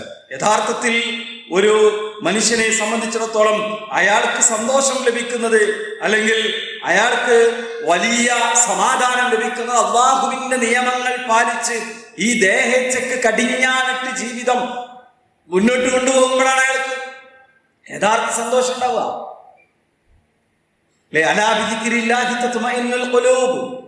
അല്ലാഹുവിനെ കുറിച്ചുള്ള ഓർമ്മകൾ കൊണ്ടാണ് മനസ്സുകൾ ശാന്തമാകുന്നത് എന്ന് വിശുദ്ധ ഖുർആൻ പഠിപ്പിക്കുന്നു. നിങ്ങൾ ആലോചിച്ചിട്ടില്ലേ? പ്രവാചകൻ സമാധാനത്തോടെ ജീവിച്ചു, സ്വഹാബത്ത് സമാധാനത്തോടെ ജീവിച്ചു. അവരുടെ ജീവിതത്തിൽ അവർ നേരിട്ട ദുരന്തങ്ങൾ എന്തൊക്കെയായിരുന്നു? അവർക്ക് സമ്പത്തുണ്ടായിരുന്നോ? അവർ സന്തോഷിച്ചത് സമ്പന്നന്മാരായതുകൊണ്ടാണോ? അവർ സന്തോഷിച്ചത് സ്വാതന്ത്ര്യം ഉണ്ടായതുകൊണ്ടാണോ? അവർക്ക് സമാധാനത്തോടെ ജീവിക്കാൻ സാധിച്ചത് അവർക്ക് ഭൗതികമായ വിഭവങ്ങളെല്ലാം തികഞ്ഞതുകൊണ്ടാണോ? അല്ല, അവരുടെ ഉള്ളിലെ അചഞ്ചലമായ ലാ ഇലാഹ ഇല്ലല്ലാഹ് കൊണ്ടാണ്, അവരുടെ ഉള്ളിലെ ഭക്തി കൊണ്ടാണ്, അവരുടെ ഉള്ളിലെ വിശ്വാസം കൊണ്ടാണ്, അവരുടെ ഉള്ളിലെ തവക്കുൽ കൊണ്ടാണ്, അവരുടെ ഉള്ളിലെ തൗഹീദ് കൊണ്ടാണ്. മണൽപ്പരപ്പിൽ മരുഭൂമിയിൽ പീഡിപ്പിക്കപ്പെടുമ്പോഴും ബിലാൽ റളിയല്ലാഹു അൻഹുവിന് മനസ്സ് പതറാതെ അല്ലാഹു അഹദ് എന്ന് പറയാൻ സാധിച്ചത് ലാ ഇലാഹ ഇല്ലല്ലാഹ്ക്ക് കളങ്കം പറ്റാത്തത് കൊണ്ടാണ്. അബൂ ഹുറൈറ റളിയല്ലാഹു അൻഹു ബോധരഹിതനായി മദീന പള്ളിയിൽ കിടന്നിരുന്നു എന്നാണ്. എന്താ കാരണം? വിശപ്പാണ് കാരണം. അത്ര ദാരിദ്ര്യത്തിലൂടെ കടന്നുപോയിട്ടും സമാധാനത്തോടെ അവർ ജീവിച്ചത് അല്ലാഹു സുബ്ഹാനഹു വ തആലയുടെ നിയമനിർദ്ദേശങ്ങൾക്കനുസരിച്ച് ജീവിച്ചുകൊണ്ടാണ്. അതല്ലെങ്കിൽ സുഹൃത്തുക്കളെ, നമ്മുടെ എല്ലാ വിധത്തിലുള്ള പ്രതിസന്ധികൾ ഉണ്ടാവുക. ദുനിയാവും പോവും, ആഖിറവും പോവും. ഇല്ലേ? ആൾക്കാർ പറയാ സമാധാനത്തിനും സന്തോഷത്തിനുമാണ് ലഹരി. ലഹരി അത് രണ്ടെണ്ണം വീശി കടന്ന പിന്നെ ഒന്നും അറിയില്ല. എന്തേ? എങ്ങനെ കഞ്ചാവിന് അടിമയായത്? ജീവിതത്തിലെ പ്രാരാബ്ധങ്ങൾ. എങ്ങനെ MDMA എത്തിയത്? അത് കൂടുതൽ DJ ആസ്വദിക്കാൻ വേണ്ടി 1 മണിക്കൂറെ നിന്ന് തുള്ളാൻ പറ്റുള്ളൂ സാധാരണ നോർമൽ മൈൻഡിൽ. അത് 12 മണിക്കൂറും 13 മണിക്കൂറൊക്കെ DJക്ക് അനുസരിച്ച് പബ്ബിൽ പോയി നൃത്തം ചെയ്യാൻ പറ്റും. ഒരു ലേശം MDMA ഇട്ടാവും ആസ്വാദനം കൂട്ടാൻ. ശരിക്കും കുറ്റം ചെയ്യുന്നവന്റെ മനസ്സെന്താണെന്നറിയുമെങ്കിൽ അതെപ്പോഴും അവനെ കുറ്റപ്പെടുത്തിക്കൊണ്ടിരിക്കും. ഞാൻ എപ്പോഴും പറയാറുള്ളതാണ്, യൂത്ത് കോൺഫറൻസിന്റെ മുമ്പ് നമ്മളൊരു ടോക്ക് ഷോ കണ്ട് ലഹരിയിൽ നിന്ന് മോചനം വേണമെന്ന് പറഞ്ഞ് ഒരു ചങ്ങാതി നമ്മളെ സമീപിച്ചത് പെരിന്തൽമണ്ണയിൽ നടന്ന ടോക്ക് ഷോയുമായി ബന്ധപ്പെട്ട്. ഞാൻ അദ്ദേഹത്തോട് സംസാരിച്ചു. ഞാൻ ചോദിച്ചു, നിങ്ങൾ ഇന്നത്തെ പ്രസംഗം കേട്ടിട്ടാണ് നിങ്ങൾ ഇത് ഒഴിവാക്കാൻ തീരുമാനിച്ചതെന്ന് പറഞ്ഞാൽ എനിക്കൊരു വിശ്വസിക്കാൻ ബുദ്ധിമുട്ടുണ്ട് എന്ന്. ഞാൻ ഇന്നത്തെ പ്രസംഗം ഒരു കാരണമാണ്, പക്ഷേ എൻ്റെ ഉള്ളിൽ കുറേ കാലമായിട്ടൊരു ചിന്തയുണ്ട്, ഇതൊന്ന് അവസാനിപ്പിക്കണമല്ലോ. അതെന്തുകൊണ്ടാണ് അങ്ങനെ ചിന്ത പറഞ്ഞത്? എൻ്റെ മനസ്സമാധാനം പോയിട്ട് വർഷങ്ങളായി. ഞാൻ ഉറങ്ങാൻ കിടന്നിട്ട് ഒരു കൊതുക് മൂളിയാൽ ഞാൻ ഉണരും. ഉറങ്ങാൻ പറ്റില്ല. ഒരു ചെറിയ ശബ്ദം കേട്ടാൽ മതി, ഞാൻ ഉണരും. എൻ്റെ ഉറക്കം എൻ്റെ മുഴുവൻ ഉറക്കം നഷ്ടപ്പെടും. ഉള്ളിലൊരു ഭയമാണ്, എന്നെ ഒരു പേടി വേട്ടയാടിക്കൊണ്ടേയിരിക്കും. മുസ്ലിം കുടുംബത്തിൽ ജനിച്ച് എന്തായാലും മദ്രസയിൽ ഒരു 5 വരെയെങ്കിലും പോയിട്ടുണ്ടാവും. അള്ളാഹ് എന്ന വാക്ക് കേട്ടിട്ടുണ്ടാവും. അല്ലാഹു അക്ബർ എന്ന ബാങ്കിന്റെ വിളിയാണം കേട്ടിട്ടുണ്ടാവും. ജീവിതത്തിൽ ഒരിക്കലെങ്കിലും അയാൾ നിസ്കരിക്കാതിരുന്നിട്ടുണ്ടാവില്ല. ഒരിക്കലെങ്കിലും അയാൾ നിസ്കരിച്ചിട്ടുണ്ടാവും. എന്നിട്ട് ലഹരിയുടെ ലോകത്തേക്ക് ഇറങ്ങിത്തിരിക്കുമ്പോൾ ഉള്ളിലുണ്ടാകുന്ന ഒരു മനസ്സാക്ഷിപ്പെട്ടുണ്ട്. നമ്മൾ തെറ്റു ചെയ്യുന്നവനെ അയാളുടെ മനസ്സ് വേട്ടയാടും. അത് ഖുർആൻ വെറുതെ പറഞ്ഞതല്ല. അതുകൊണ്ട് ലഹരി എന്ന തെറ്റിലേക്ക് ഒരു മനുഷ്യൻ എത്തിയാൽ, കഞ്ചാവിന് അടിമയായാൽ, ഇതൊക്കെ ഭയങ്കര ആസ്വാദനാണ് എന്നുള്ളത് ഉള്ള തെറ്റിനെ ന്യായീകരിക്കാൻ വേണ്ടി പറയാനായി പറഞ്ഞു. യഥാർത്ഥത്തിൽ അവർ ഉള്ളിൽ ഒരു കുറ്റബോധവുമായിട്ടാണ് ജീവിക്കുന്നുണ്ടാവുക. കുറ്റബോധത്തിന്റെ പാപഭാരം അവരുടെ മനസ്സിനെ നന്നായി വേട്ടയാടുന്നുണ്ടാകും. അതുകൊണ്ട് സഹോദരങ്ങളെ, ഇതൊക്കെ ഈ കെട്ടുകളെല്ലാം പൊട്ടിച്ച്, അല്ലേ, ലഹരി മാത്രമല്ല എല്ലാ തരത്തിലുള്ളതും. ഞാൻ സ്ത്രീകളോട് എപ്പോഴും ഈ സൗന്ദര്യവർദ്ധക വസ്തുക്കളെ കുറിച്ച് പറയാറുണ്ട്. ഇതൊക്കെ ഇല്ലാതെ എങ്ങനെ? ഇത് ശരിക്കും സോഷ്യൽ മീഡിയ എങ്ങനെയാണ് നമ്മുടെ ലൈഫ് സ്റ്റൈൽ മാറ്റിയത് എന്നതിന്റെ ഏറ്റവും വലിയ ഉദാഹരണമാണ് കോസ്മെറ്റിക്സ് മുസ്ലിം ഉമ്മത്തിലേക്ക് കടന്നു വന്നു എന്നുള്ളത്. സൗന്ദര്യവർദ്ധക വസ്തുക്കളിൽ ലിപ്സ്റ്റിക് ഇടുന്നതും മുഖത്ത് പുട്ടിയടിക്കുകയൊക്കെ ചെയ്യുന്ന പരിപാടി ഉണ്ടല്ലോ, ഇത് മുസ്ലിം സമൂഹത്തിലേക്ക് കടന്നു വന്നത് എങ്ങനെയാണ്?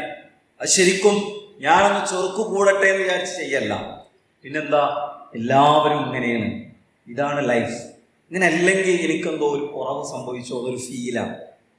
മനസ്സിലായോ? സോഷ്യൽ മീഡിയയിൽ ഇങ്ങനെ തുറക്കുമ്പോൾ പ്രത്യക്ഷപ്പെടുന്നവരെല്ലാം ഇങ്ങനെ ഇത് വിവിധങ്ങളായ ഇതിന്റെ ഐറ്റംസ് പരിചയപ്പെടുത്തുന്നു, അല്ലേ, പല തരത്തിലുള്ള വീഡിയോസ് ആയിട്ട് വരുന്നു. അപ്പം അങ്ങനെ വിചാരിക്കണം, ഇതാണ് ജീവിതം, ഇതില്ലെങ്കിൽ എനിക്കെന്തോ ഒരു കുറവുണ്ട് എന്നൊരു ചിന്തയാണ്. ശരിക്കും പറഞ്ഞാൽ എന്തുമാത്രം അപകടകരമാണ് ഈ കോസ്മെറ്റിക്സുമായി ബന്ധപ്പെട്ട കാര്യങ്ങൾ. നിങ്ങൾ പഠിക്കാൻ ശ്രമിച്ചിട്ടുണ്ടോ? ഭയങ്കര പ്രശ്നമുള്ള സംഗതികൾ. ഞാൻ കഴിഞ്ഞ ദിവസം ഒരു വീഡിയോ കണ്ട്, ഈ FB-യിൽ ഭക്ഷണ പദാർത്ഥങ്ങളുടെ പ്രശ്നങ്ങൾ പറയുന്ന ഒരു ചെറുപ്പക്കാരുണ്ട്. അയാൾ ഓരോ സാധനം ലൈസ് എടുത്തിട്ട്, കൊക്കക്കോള എടുത്ത്, പെപ്സി എടുത്ത്, നമ്മൾ വാങ്ങുന്ന ബിസ്ക്കറ്റുകളൊക്കെ എടുത്തിട്ട്, എല്ലാ മനുഷ്യനും കാണേണ്ട ഒരു സംഗതിയാണ് സോഷ്യൽ മീഡിയ ഉപയോഗിക്കുന്നുണ്ടെങ്കിൽ എന്ന് എനിക്ക് തോന്നാറുണ്ട്. അതിൽ ഇന്ന കണ്ടന്റ് ഇത്ര അളവ്, ഇന്ന കണ്ടന്റ് ഇത്ര അളവ്. ഇന്ത്യ രാജ്യത്ത് ഇത്രയാണ് ഇതിലെ ഷുഗർ ലെവൽ, എന്നാൽ സിംഗപ്പൂരിൽ അത് ഇത്രയേ ഉള്ളൂ. കാരണം അവിടെ അതിന് നിയന്ത്രണം, ഇവിടെ നിയന്ത്രണമില്ല. ഭയങ്കരമായിട്ട് അദ്ദേഹം ഒരു എപ്പിസോഡ് എന്തെന്ന് അറിയും, കോസ്മെറ്റിക്സിലെ ലോഹാംശങ്ങൾ, മുഖത്ത് തേക്കുന്ന, ചുണ്ടിൽ തേക്കുന്ന വസ്തുക്കളിലെ ലോഹങ്ങളെ കുറിച്ചാണ് അദ്ദേഹം വിശദീകരിച്ചത്. ലെഡ് ഉണ്ട്, മെർക്കുറി ഉണ്ട്, കാഡ്മിയം ഉണ്ട്, ആഴ്സനിക് ഉണ്ട്, നിക്കലുണ്ട്. ഇങ്ങനെ ഏകദേശം 5-6 വസ്തുക്കൾ സ്ത്രീകൾ സ്ഥിരമായി ഉപയോഗിക്കുന്ന അവരുടെ കോസ്മെറ്റിക്സിലുണ്ട്. ഇതിന്റെ അനന്തരഫലം എന്താ? ഇത് സ്കിൻ ക്യാൻസറിന് കാരണമാകും. ഇത് ഏറ്റവും കൂടുതൽ അഫക്റ്റ് ചെയ്യുക കിഡ്നിയാണ്, വൃക്കയാണ്. ഞങ്ങളെ പറഞ്ഞ് പേടിപ്പിക്കാൻ വേണ്ടി എന്ന് വിചാരിക്കണ്ട. ഒരു ദിവസം ഒരു വാർത്ത വന്നിരുന്നു കോഴിക്കോട്. ആ വാർത്ത വരുന്നതിന് മുമ്പ് എൻ്റെ ഒരു സുഹൃത്തിനോട് പറഞ്ഞു, മിംസിലെ നെഫ്രോളജിസ്റ്റിന്റെ ഒരു പഠനമുണ്ട്, കിഡ്നി വൃക്ക സംബന്ധമായ ഡോക്ടറുടെ പഠനം. എന്താണ്? കൂടുതൽ സ്ഥിരമായി സൗന്ദര്യവർദ്ധക വസ്തുക്കൾ ഉപയോഗിക്കുന്നവരുടെ കിഡ്നിക്ക് തകരാറ് സംഭവിക്കുന്നു. 6 കേസ് അയാളുടെ അടുത്ത് ഒന്നാണ്. സമാനമായ 6 പെൺകുട്ടികളുടെ കേസ്. അപ്പൊ അദ്ദേഹം പഠനം നടത്തിയപ്പോൾ അദ്ദേഹത്തിന് ഈ ഒരു ഇതിലേക്ക് എത്തി. അപ്പൊ പിന്നീട് വാർത്തയായി, പത്രങ്ങളിലൊക്കെ വന്നിരുന്നു. അപ്പൊ ഇദ്ദേഹം എന്താ പറയുന്നത്? അദ്ദേഹം വളരെ വിശദമായി സംസാരിക്കുന്നുണ്ട്. ലെഡ് ഒരു മനുഷ്യ, അതിന്റെ ചെറിയ വളരെ മൈന്യൂട്ടായിട്ടുള്ള നമ്മുടെ കണ്ണുകൊണ്ട് കാണാൻ കഴിയാത്ത മോളിക്യൂളുകൾ ശരീരത്തിന്റെ ഈ പിന്നെ എന്താ പറയാ വിയർപ്പ് പിന്നെ ദ്വാരങ്ങളുടെ സുഷിരങ്ങളിൽ രോമകൂപങ്ങളുടെ ഉള്ളിലേക്ക് കയറും, രക്തത്തിൽ കലരും. അതുകൊണ്ടുണ്ടാകുന്ന മാരകമായ പ്രശ്നങ്ങളെ കുറിച്ച്, നാഡീവ്യവസ്ഥയെ ബാധിക്കുമെന്ന്, ഹോർമോൺ പ്രശ്നങ്ങൾ ഉണ്ടാകുമെന്ന്, എന്തൊക്കെ പ്രതിസന്ധികളാണ് നമ്മുടെ. ഇത് മതം വേണ്ടെന്ന് പറയുന്നതിന് ചില കാരണങ്ങൾ ഉണ്ടാകുന്നു. മതം വേണ്ടെന്ന് പറയുന്നത് വേറെയും കാരണമുണ്ട് അല്ലെ. പ്രധാനമായും സൗന്ദര്യം എന്ന് പറഞ്ഞത് എല്ലാവരുടെയും മുന്നിൽ പ്രദർശിപ്പിക്കാനുള്ളതല്ല. എല്ലാവരുടെയും മുന്നിൽ പ്രദർശിപ്പിക്കാനുള്ളതല്ല സൗന്ദര്യം എന്ന് പറയുന്നത്. മനുഷ്യനും സ്ത്രീകളെയും പുരുഷനെയും പടച്ചവിടെ സൃഷ്ടിച്ചൊരു രീതിയുണ്ട്.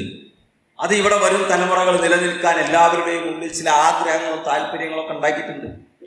ആ ആഗ്രഹങ്ങളെ മോട്ടിവേറ്റ് ചെയ്യുന്ന, ആ ആഗ്രഹങ്ങളെ പ്രചോദിപ്പിക്കുന്ന ഒരു സംഗതി സ്ത്രീയുടെ ഭാഗത്ത് ഉണ്ടാകാൻ പാടില്ല എന്നാണ് ഇസ്ലാം പഠിപ്പിച്ചത്. ആ സംവിധാനം നിലനിൽക്കുമ്പോൾ സ്ത്രീ സുരക്ഷിതയായിരിക്കും. ഞാൻ പറയുന്നില്ല, ഞങ്ങളൊന്ന് അന്വേഷിക്കും. ഇവിടെ പലതരത്തിലുള്ള AI സംവിധാനങ്ങളും ഒക്കെ ഉണ്ടല്ലോ, സെർച്ച് എഞ്ചിനുകളൊക്കെ ഉണ്ടല്ലോ. ഏറ്റവും കൂടുതൽ സ്ത്രീകൾ സുരക്ഷിതരായി കഴിയുന്ന രാജ്യങ്ങൾ ഏതാണെന്ന് നിങ്ങളൊന്ന് അന്വേഷിക്കും. ഏറ്റവും കൂടുതൽ സ്ത്രീകൾ പ്രശ്നങ്ങൾ നേരിടുന്ന രാജ്യങ്ങൾ ഏതാണെന്ന് നിങ്ങളൊന്ന് പരിശോധിച്ച് നോക്കും. നമുക്ക് ശരിക്കും മനസ്സിലാക്കാൻ സാധിക്കും അത് ഈ പറയുന്ന വലിയ സ്വാതന്ത്ര്യം ഓഫർ ചെയ്യുന്ന രാജ്യങ്ങളാണ് എന്ന് നമുക്ക് മനസ്സിലാക്കാൻ സാധിക്കും. അതുകൊണ്ട് ഇവിടെ നമ്മളെ സംബന്ധിച്ചിടത്തോളം ആരൊക്കെയോ ഫേക്കായി പറഞ്ഞ് പ്രചരിപ്പിക്കുന്ന ഈ ആസ്വാദനങ്ങളുടെ പിന്നാലെ പോകാതെ നമ്മളെ സംബന്ധിച്ചിടത്തോളം നമ്മുടെ ജീവിതത്തിലെ ഈ ദേഹേച്ഛകൾക്ക് വഴിപ്പെടാതെ അതിനൊരു നിയന്ത്രണം ഉണ്ടാക്കി മതം പഠിപ്പിക്കുന്ന അടുക്കും ചിട്ടയുമുള്ള ഒരു ജീവിതക്രമത്തിലേക്ക് മനുഷ്യൻ വരിക എന്നതാണ്. കുടുംബ സംവിധാനം എന്ന് പറഞ്ഞാൽ മുമ്പൊക്കെ അതൊരു വലിയ കാര്യമായി പഠിപ്പിക്കപ്പെട്ടിരുന്നു. സമൂഹത്തിന്റെ അടിത്തറയാണ് കുടുംബം എന്നാണ് പറഞ്ഞിരുന്നത്. അതാണ് ശാസ്ത്രീയമായ പഠനങ്ങളുടെ അടിസ്ഥാനത്തിലുള്ള സംഗതി അല്ലെ. സമൂഹത്തിന്റെ അടിത്തറയാണ് കുടുംബം. കുടുംബം തകർന്നാൽ സമൂഹത്തിന്റെ കെട്ടുറപ്പ് നഷ്ടപ്പെടും. അത് ലോകത്ത് പലയിടത്തും നമ്മൾ കാണുന്നുണ്ട്. കേരളം, ഇന്ത്യ രാജ്യത്ത് ആ പ്രശ്നം ഏറ്റവും ആദ്യം അനുഭവിക്കാൻ പോകുന്നത് കേരളമായിരിക്കും. എന്താണ് പ്രശ്നങ്ങൾ? മാതാപിതാക്കളുടെ സംരക്ഷണത്തിലല്ലാതെ കുട്ടികൾ വളരുന്നു. അതാണ് പ്രശ്നം. വാപ്പിമ്മയും കൂടി മക്കളെ വളർത്തണം. അപ്പോൾ ആ കുട്ടികളുടെ മാനസികാരോഗ്യം ശരിക്കുണ്ടാവുക.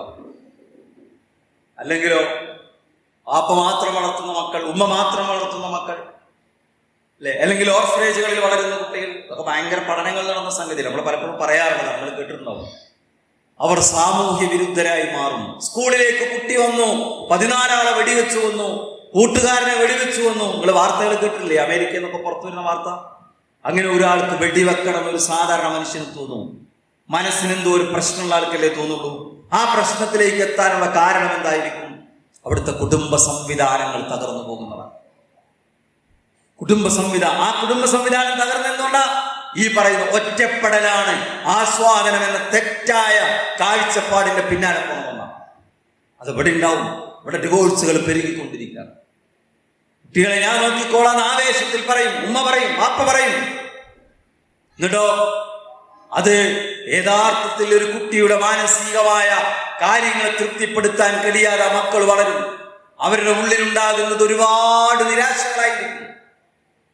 മാതാപിതാക്കളുടെ കീഴിൽ വളരുന്ന കുട്ടികളെ തന്നെ നമ്മൾ ഇത്തരം തെറ്റായ ചിന്തകളിലേക്ക് പോകാതിരിക്കാനുള്ള നല്ല പരിശ്രദ്ധ നമുക്കുണ്ടാകണം. ഒന്നെന്താ അറിയോ? ഒന്ന് പലപ്പോഴും കുട്ടികളുടെ കാര്യത്തിൽ ആളുകൾക്ക് ചെയ്യാൻ അവിടെ അശ്രദ്ധ നേരിടുന്നതെന്ന് വെച്ചാൽ സ്വിച്ച് ഇട്ട പോലെ കുട്ടി മാറണം എന്നുള്ള കാഴ്ചപ്പാടാണ്. ശ്രദ്ധിക്കണേ, സ്വിച്ച് ഇട്ടതുപോലെ മാറണം. നിസ്കരിക്കണ്ടേ? നിസ്കാരത്തെ കുറിച്ച് പറയുമ്പോൾ ഞങ്ങൾ അത് ചെറുതായി കാണരുത്. കുട്ടികൾ കേൾക്കുമ്പോൾ പ്രത്യേകിച്ചു നമ്മുടെ ഏറ്റവും പ്രധാനപ്പെട്ട ഉത്തരവാദിത്തം ഒരിക്കലും വിശ്വാസിക്ക് ഒഴിവാക്കാൻ പാടില്ല. വേറൊരു ഉദാഹരണം എടുക്കായിരിക്കുന്നല്ലോ, ഇന്ന കാര്യം അയാൾ ചെയ്യണം അല്ലെങ്കിൽ ഇന്ന കാര്യം ചെയ്യരുത്. അപ്പൊ നമ്മൾ പറഞ്ഞാൽ അതൊരു ശീലമാണ്, വർഷങ്ങളായി ശീലിച്ചു വരുന്ന ശീലമാണ്. അപ്പൊ നാളെ തന്നെ അത് അവസാനിപ്പിക്കണം. അത് നമ്മൾ ഒന്ന് ശ്രദ്ധിക്കേണ്ട സംഗതിയാണ്. ചിലർക്ക് ഒരു സമയം നമ്മൾ വകവെച്ച് കൊടുക്കേണ്ടി വരും. ഒരു സമയം നമ്മൾ വകവെച്ച് കൊടുക്കണം, മാറാനുള്ള സാഹചര്യങ്ങൾ ഒരുക്കി കൊടുക്കാം. അതുകൊണ്ട് ആ അവസ്ഥയിലേക്ക് പതുക്കെ എത്തിക്കുക. സ്വിച്ചിട്ട പോലെ ആരും മാറില്ല. അങ്ങനെ നമുക്ക് നമ്മുടെ ജീവിതത്തിൽ മാറ്റാൻ കഴിയും. അത് ഭയങ്കര ഭാഗ്യം. കുട്ടികളെ ചിന്തിക്കണം, നമ്മളെല്ലാവരും മനസ്സിലാക്കണം. ഒരു തിന്മ എന്നാണ് അവസാനിപ്പിക്കണം എന്ന് വിചാരിച്ചാൽ അവസാനിപ്പിക്കാൻ കഴിയുന്നുണ്ടെങ്കിൽ, ഒരു നന്മ ഇന്ന് തുടങ്ങണമെന്ന് തീരുമാനിച്ച് ഇന്നാണ് തുടങ്ങാൻ പറ്റുന്നെങ്കിൽ അതൊരു ഭയങ്കര കഴിവാണ്, അല്ലേ? ആ തീരുമാനത്തിൽ ഉറച്ചു നിൽക്കാനുള്ള ഭയങ്കര കപ്പാസിറ്റിയാണ്. ഡിറ്റർമിനേഷൻ പവർ എന്ന് പറയാൻ പറ്റുമെന്ന് എനിക്കറിയാം. അത് ഒരു ഭയങ്കര കപ്പാസിറ്റിയാണ്. അത് ഉണ്ടാകാൻ എല്ലാവർക്കും കഴിഞ്ഞോണമെന്നില്ല. ഞാൻ പറഞ്ഞത് നമ്മളെപ്പോഴും ഒരു സമയം കൊടുത്ത് പതുക്കെ മാറ്റിയെടുക്കണം. രണ്ടാമത്തെ എന്താ അറിയോ? ആശയവിനിമയം നടക്കണം, കമ്മ്യൂണിക്കേഷൻ നടക്കണം. കുറെ ആൾക്കാർ കുടുംബം പ്രശ്നമാണെന്ന് പറയുന്നത് അത് വീട്ടിലെ അസ്വസ്ഥത കൊണ്ട് കൂടിയാണ്. രക്ഷിതാക്കളെ നമ്മൾ ശ്രദ്ധിക്കണം, ഞാൻ ശ്രദ്ധിക്കണം. വീട്ടിലെ അസ്വസ്ഥത കൊണ്ടുകൂടിയാണ്. മനസ്സിലായില്ലേ? കല്യാണം വേണ്ടാന്ന് തീരുമാനിക്കുന്നത് വീട്ടിലെ പ്രശ്നങ്ങൾ കൊണ്ടാണ്. നമ്മുടെ ഒരു സജീവ പ്രബോധകന്റെ ഒരു കുടുംബത്തിൽപ്പെട്ട ഒരാള് അദ്ദേഹത്തിന്റെ മകളെയും കൊണ്ട് ഒരിക്കൽ എന്റെ വീട്ടിൽ വന്നു. എന്നിട്ട് പറഞ്ഞു, എന്താ പ്രശ്നം? ഇവൾക്ക് വിവാഹം ഭയമാണ്, കല്യാണം കഴിക്കാൻ പറ്റില്ല, ഭയമാണ്. എങ്ങനെ ഭയം? പെണ്ണ് കാണാൻ വന്ന അവള് ഒരു നിലക്കും പുറത്തേക്ക് പോവില്ല, തല കറങ്ങുന്നത് പോലെ തോന്നും, കൈ പറക്കും, കാല് പറക്കും, ഒരിക്കലും കാണാൻ വന്ന ആളുടെ മുന്നിലേക്ക് പോയി നിൽക്കാൻ കഴിയുന്നില്ല. അപ്പൊ ഇങ്ങനെ അന്വേഷിച്ചപ്പോൾ എന്താ കാരണം? ഈ ഉമ്മ ഭർത്താവിന്റെ വീട്ടിലെ പ്രശ്നങ്ങൾ ഇങ്ങനെ പറയും. ഇത് പറയാൻ പാടില്ല എന്നല്ല ഞാൻ പറയുന്നത്. അതിൽ എനിക്ക് ഒന്നാമത് ഭർത്താവിന്റെ ഉമ്മമാരോടാണ് പറയാനുള്ളത് കേട്ടോ. വീട്ടില് ആളുകൾ വന്നാല്, ഒരാൾ കല്യാണം കഴിച്ചുകൊണ്ടെന്നാൽ അവർക്കൊരു സമാധാനം കൊടുക്കാൻ കഴിയുക എന്നതാണ് ഉമ്മമാരോടും ഉപ്പമാരോടൊക്കെ പറയാനുള്ളത്. ഭർത്താക്കന്മാരോടും അവർക്കൊരു സമാധാനം കൊടുക്കാൻ കഴിയുക എന്നുള്ളതാണ് ഏറ്റവും വലിയ കാര്യം. നമ്മൾ കടന്നു വന്ന വഴികൾ ഉണ്ടാവും, ആ വഴികളിലൂടെ തന്നെ എല്ലാവരും പോകണം നമ്മൾ ചിന്തിക്കരുത്. മനസ്സിലായില്ലേ? നമ്മുടെ വീട്ടിനകത്തൊരു മദ്ലൂമിനെ നമ്മൾ പാലൂട്ടി വളർത്തരുതെന്ന് ഞാൻ പറയാം. മദ്ലൂം എന്ന് പറഞ്ഞാൽ എന്താ? ആക്രമിക്കപ്പെട്ടവൻ, പീഡിപ്പിക്കപ്പെട്ടവൻ, ആക്രമിക്കപ്പെട്ടവൻ, അല്ലെ? ആക്രമിക്കപ്പെട്ടവന്റെ പ്രാർത്ഥനയ്ക്കും അള്ളാഹ്ക്കുമിടയിൽ ഒരു തടസ്സമില്ല, അത് വേറെ ഉയരും. ആ പണ്ഡിതന്മാർ പറയാറുള്ളത് അമുസ്ലിം ആണെങ്കിൽ പോലും അള്ളാഹ് പ്രാർത്ഥന കേൾക്കുന്ന. ഇത് എന്ത് ചെയ്താലും കുറ്റം, എന്ത് ചെയ്തില്ലെങ്കിലും കുറ്റം. നമ്മുടെ ഉള്ളിൽ ഒരു കൺസെപ്റ്റ് ഉണ്ടാവും, നമ്മുടെ ഉള്ളിൽ ഒരു കാഴ്ചപ്പാടുണ്ടാവും. ആ കാഴ്ചപ്പാട് പോലെ അച്ചിലിട്ട വാർത്ത ആളായിരിക്കണം തൻ്റെ മരുമകൾ, അല്ലെങ്കിൽ തൻ്റെ നാത്തൂൻ, തൻ്റെ ഭാര്യ എന്ന് കുറെ ആൾക്കാർ ചിന്തിക്കുമ്പോൾ ഒരു മനുഷ്യൻ അവിടെ എരിവിരി കൊള്ളുന്നുണ്ട് ഒരു വീടിനകത്ത്. ഉണ്ടാകാൻ പാടില്ല, ഉണ്ടാകാൻ പാടില്ല. മനസ്സിലായില്ലേ? ആ ഞെരിവിരി കൊള്ളുമ്പോ അവരുടെ ഉള്ളിൽ നിന്ന് ഒരു തേങ്ങൽ അള്ളാഹുവിലേക്ക് ഉയർന്നാൽ അതിനെ നമ്മൾ പേടിക്കേണ്ടത്, അതിനെയാണ് നമ്മൾ ഭയപ്പെടേണ്ടത്. അവരുടെ ഒരു പ്രാർത്ഥന പടച്ചതമ്പുരാനിലേക്ക് ഉയർന്നാൽ അത് നമുക്ക് പരലോകത്ത് അത് മതിയാവും, പരലോകം നഷ്ടപ്പെടാൻ ഉണ്ടാകാൻ പാടില്ല. ഞാൻ പറഞ്ഞു വെച്ചാൽ ഈ സ്ത്രീ അവരുടെ വീട്ടിൽ അവർ നേരിട്ട പ്രശ്നങ്ങളൊക്കെ പറഞ്ഞപ്പോൾ ഈ കുട്ടി ചിന്തിക്കണം, എൻ്റെ കല്യാണം കഴിഞ്ഞാലും അതായിരിക്കൂലേ, എൻ്റെ കല്യാണം കഴിഞ്ഞാലും അങ്ങനെ ആയിരിക്കൂലേ പ്രശ്നം. ഇതിങ്ങനെ ചിന്തിച്ചുകൊണ്ടിരിക്കുന്നു. അതുകൊണ്ടാണ് ചില ആൾക്കാർ വിവാഹം വേണ്ടാന്ന് ചിന്തിച്ച്, എല്ലാവരും അല്ല, കുറച്ചാളുകൾ വിവാഹം വേണ്ടാന്ന് ചിന്തിക്കുന്നത് കൊണ്ടാണ്. അപ്പൊ ഞാൻ പറഞ്ഞത് വെച്ചാൽ വീട്ടിനകത്തുള്ള ആശയവിനിമയം ശക്തമാകണം എന്നാണ് ഞാൻ പറയുന്നത്. ആശയവിനിമയം എന്താ? മക്കളോട് സംസാരിക്കണം. മക്കളോട് നമ്മൾ സംസാരിച്ചു കൊണ്ടേയിരിക്കണം. ഭാര്യയും ഭർത്താവും സംസാരിക്കണം, മക്കളും മാതാപിതാക്കളും സംസാരിക്കണം, സഹോദരങ്ങൾ പരസ്പരം സംസാരിക്കണം. സംസാരിക്കാനുള്ള ഒരു സ്വാതന്ത്ര്യം നിങ്ങൾ കൊടുക്കണം. ഒരു ജീവിതത്തിൽ ഒരു തെറ്റ് പറ്റിയാൽ പോലും, വാപ്പാ എനിക്കൊരു അബദ്ധം സംഭവിച്ചു കേട്ടോ, നിങ്ങളും ചിന്തിക്കും, നിങ്ങളോട് നിങ്ങളെ മക്കൾക്ക് പറയാനുള്ള സ്വാതന്ത്ര്യം ഉണ്ടോ? അവരുടെ അടുത്ത്, അവളുടെ അടുത്ത്, അവന്റെ അടുത്ത് ഒരബദ്ധം സംഭവിച്ചിട്ട് എനിക്ക് തെറ്റുപറ്റിപ്പ, എനിക്ക് തെറ്റുപറ്റി ഉമ്മ, ഇനി ഞാൻ എങ്ങനെ തിരുത്തണം എന്ന് ചോദിക്കാനുള്ള സ്വാതന്ത്ര്യം നിങ്ങൾ നിങ്ങളുടെ മക്കൾക്ക് കൊടുക്കുന്നുണ്ടോന്നാണ്. നിരന്തരമായി സംസാരിക്കുന്ന മക്കളും മാതാപിതാക്കളും ആണെങ്കിലോ അവരുടെ ദിശ തെറ്റുന്നത് നമുക്ക് മനസ്സിലാക്കാൻ പറ്റും. ഒരു സ്റ്റെപ്പ് പിഴച്ചാൽ നമുക്കത് തിരിച്ചറിയാൻ പറ്റും. ഇന്ന് എന്തോ ഒരു മാറ്റം ഉണ്ടല്ലോ, എന്തു പറ്റിയടാ, എന്തു പറ്റിയടി? സ്നേഹത്തോടെ ചോദിക്കുമ്പോൾ സ്നേഹത്തോടെ മറുപടി പറയും കേട്ടോ. നമ്മുടെ സുരക്ഷിതത്വത്തിന്റെ, നമ്മുടെ കരവലയത്തിനകത്ത് ചേർത്ത് പിടിച്ചവരെ കൊണ്ടുപോകാൻ കഴിയും. അതില്ല, ഇതിവിടെ സംസാരമില്ല. പാപ്പ ഫോണിലാണ്, മകൾ ഫോണിലാണ്, മകൻ വേറൊരു ഫോണിലാണ്, ഭാര്യ വേറൊരു ഫോണിലാണ്, അല്ലേ? ഇവിടെ ഭയങ്കര ലോക കാര്യങ്ങളൊക്കെ ഡിസ്കസ് ചെയ്യാണ്, വലിയ വലിയ കാര്യങ്ങൾ ചർച്ച ചെയ്യണം. അവിടുത്തെ ധാർമ്മിക പ്രശ്നങ്ങൾ, ഇറാൻ ബോംബിട്ടത്, അമേരിക്ക ആക്രമിച്ചത്, ഇസ്രായേൽ ചെയ്യുന്ന വൃത്തികേടുകൾ. ബാപ്പ ആയിരിക്കും വലിയ ഇസ്രായേൽ, അവിടെ ഉമ്മ ആയിരിക്കും വലിയ അമേരിക്കൻ. അതിന്റെ ഉള്ളിലാണ് കുറെ മക്കൾ ഫലസ്തീനുകളുള്ളത്. ഇതുണ്ടാകാൻ പാടില്ല എന്നാണ് പറഞ്ഞത്. നിങ്ങൾ വർത്താനം പറയുന്നു, ഫോൺ എടുത്തു വെച്ച് സംസാരിക്കും, ഒരുമിച്ചിരുന്ന് വർത്താനം പറയും, അല്ലേ? പൊതുവിൽ കൗൺസിലർമാര് ചെയ്യാറുള്ള എന്താ അറിയോ? ഒരാളോട് അവരുടെ മനസ്സ് തുറക്കാൻ ഒരാളോട് എങ്ങനെ അവർ തമ്മിൽ റാപ്പ് ഉണ്ടാക്കുക എന്ന് വെച്ചാൽ ഓപ്പൺ എൻഡഡ് ചോദ്യം ചോദിക്കുന്ന പറയാം. കൂടുതൽ സംസാരിക്കാവുന്ന ഒരു ക്വസ്റ്റ്യൻ കൊടുക്കും. എങ്ങനെ ഈ വിഷയം തിരഞ്ഞെടുക്കാനുള്ള കാരണം എന്താണ്? അപ്പോൾ അങ്ങനെ പറയും, ഞാൻ കുട്ടിക്കാലം മുതൽ എനിക്ക് ഈ വിഷയത്തോട് ഭയങ്കര താല്പര്യമായിരുന്നു, അതുകൊണ്ടാണ് ഞാൻ സ്കൂളിൽ ഇത് അങ്ങനെ ആയിരുന്നു. അപ്പോൾ കുറേ സംസാരിക്കുമ്പോൾ അവർക്ക് തമ്മിൽ ഒരു റാപ്പ് ഉണ്ടാവും, ഒരു മാനസിക അടുപ്പുണ്ടാവും. പിന്നെ അടുത്ത ചോദ്യം എന്ത് ചോദിച്ചാലും പറയും. അതൊന്നും എല്ലാവരോടും പരസ്യം പറയാൻ പാടില്ലാത്ത സംഗതിയാണ്. എന്ത് ചോദിച്ചാലും പറയും, ഒരു ബന്ധമാണ്. ഞാൻ പറയണത്, സംസാരിക്കുക എന്നതിലാണ് മാനസിക അടുപ്പം, ഇന്റിമസി ഉണ്ടാകുന്നത്. അതുകൊണ്ട് വാപ്പയും മക്കളും സംസാരിക്കണം, ഭാര്യയും ഭർത്താവും സംസാരിക്കണം. പള്ളിയിൽ ഹുത്തുബ നടത്തണ ആളെടുത്ത് വന്നിട്ട്, ഹത്തീബിന്റെ അടുത്ത് വന്നിട്ട് പറയും, എൻ്റെ ഭാര്യനെ കൊണ്ടുവന്നിട്ട് ഇന്നൊന്ന് പറയണട്ടോ. ദിവസം സംസാരിക്കുന്ന ആളാണെങ്കിൽ മൂപ്പരിക്കരുത് പറയാം ഭാര്യനോടെ. എൻ്റെ ഇടയിലൊരു ഇടയാളൻ്റെ ആവശ്യമില്ല. നമ്മൾ പൊതുവിൽ ഇടയാളന്മാർ സ്വീകരിക്കാത്ത ആൾക്കാരല്ലേ. പിന്നെ ഭാര്യൻ്റെ ഇടയിലൊരു ഇടയാളം, ഭർത്താവിൻ്റെ ഇടയിലൊരു ഇടയാളം. നമ്മൾ മക്കളോട് സംസാരിക്കണം. ഇനി ആ സംസാരിക്കുന്ന നേരം പഠിക്കാതെ ഒരു 10 മാർക്ക് കുറഞ്ഞാലും കുഴപ്പമില്ല, 2 മാർക്ക് കുറഞ്ഞാലും കുഴപ്പമില്ല. നിങ്ങൾ സംസാരിക്കുക, മക്കളോട് സംസാരിക്കുക. അത് ഈ വാക്കാവർത്തിച്ച് പറയുന്നത്, ഇന്നു മുതൽ നിങ്ങളത് വീട്ടിൽ പാലിച്ചു തുടങ്ങണം. എന്തുകൊണ്ടാണ് കുട്ടികൾ പ്രണയത്തിലകപ്പെട്ടത്? എന്തിനാ പ്രണയത്തിലകപ്പെട്ടത്? അവളെന്തോ തലവേദനയായിരിക്കുകയാണ്, അല്ലെങ്കിൽ മെൻസ്ട്രേഷൻ സമയത്ത് ഭയങ്കര വയറുവേദന ഉണ്ട്. വയറുവേദന ഉണ്ടാകണമെന്നൊക്കെ അമ്മ ചോദിക്കും. എന്താ എനിക്കൊക്കെ അത് ഉണ്ടായതല്ലേ, എനിക്ക് മാത്രം എന്താ ഒരു പ്രശ്നം? പക്ഷേ ക്ലാസ്സിൽ വയറുവേദനിച്ച് തല താഴ്ത്തിങ്ങനെ കിടക്കുമ്പോൾ അപ്പുറത്തെ ബെഞ്ചിലിരിക്കുന്ന ആൾ ചോദിച്ചു, എന്തു പറ്റി?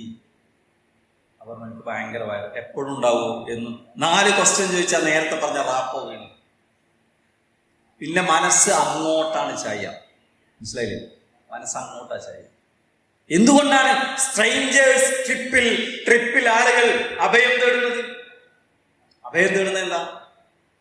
അവർക്ക് തൻ്റെ ഉള്ളിലെ വ്യക്തിത്വത്തെ അറിയാത്ത ഒരാളോട് തുറന്ന് സംസാരിക്കണം. എന്തും സംസാരിക്കാനുള്ള ഒരു തുറന്ന വാതിൽ അവിടെ ഉണ്ട്. അതുകൊണ്ടാണ് ചില ആളുകളെങ്കിൽ ഇത് ഭയങ്കര സംഭവമാണ് വിചാരിക്കുന്നത്.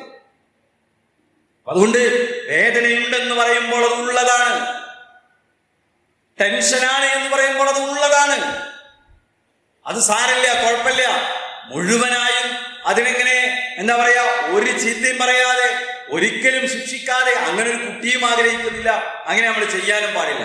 പക്ഷെ ആത്യന്തികമായി ഒരു മകന് ഫീൽ ചെയ്യേണ്ടത് എന്താ? ഒരു മകൾക്ക് ഫീൽ ചെയ്യേണ്ടത് എന്താ? ഒരു പെങ്ങൾക്ക് ഫീൽ ചെയ്യേണ്ടത് എന്താ? എന്റെ ഇക്കാക്ക എന്റെ കൂടെ ഉണ്ടാകും എന്നതാണ്. എന്റെ വാപ്പന്റെ കൂടെ ഉണ്ട് എന്നുള്ളതാണ്.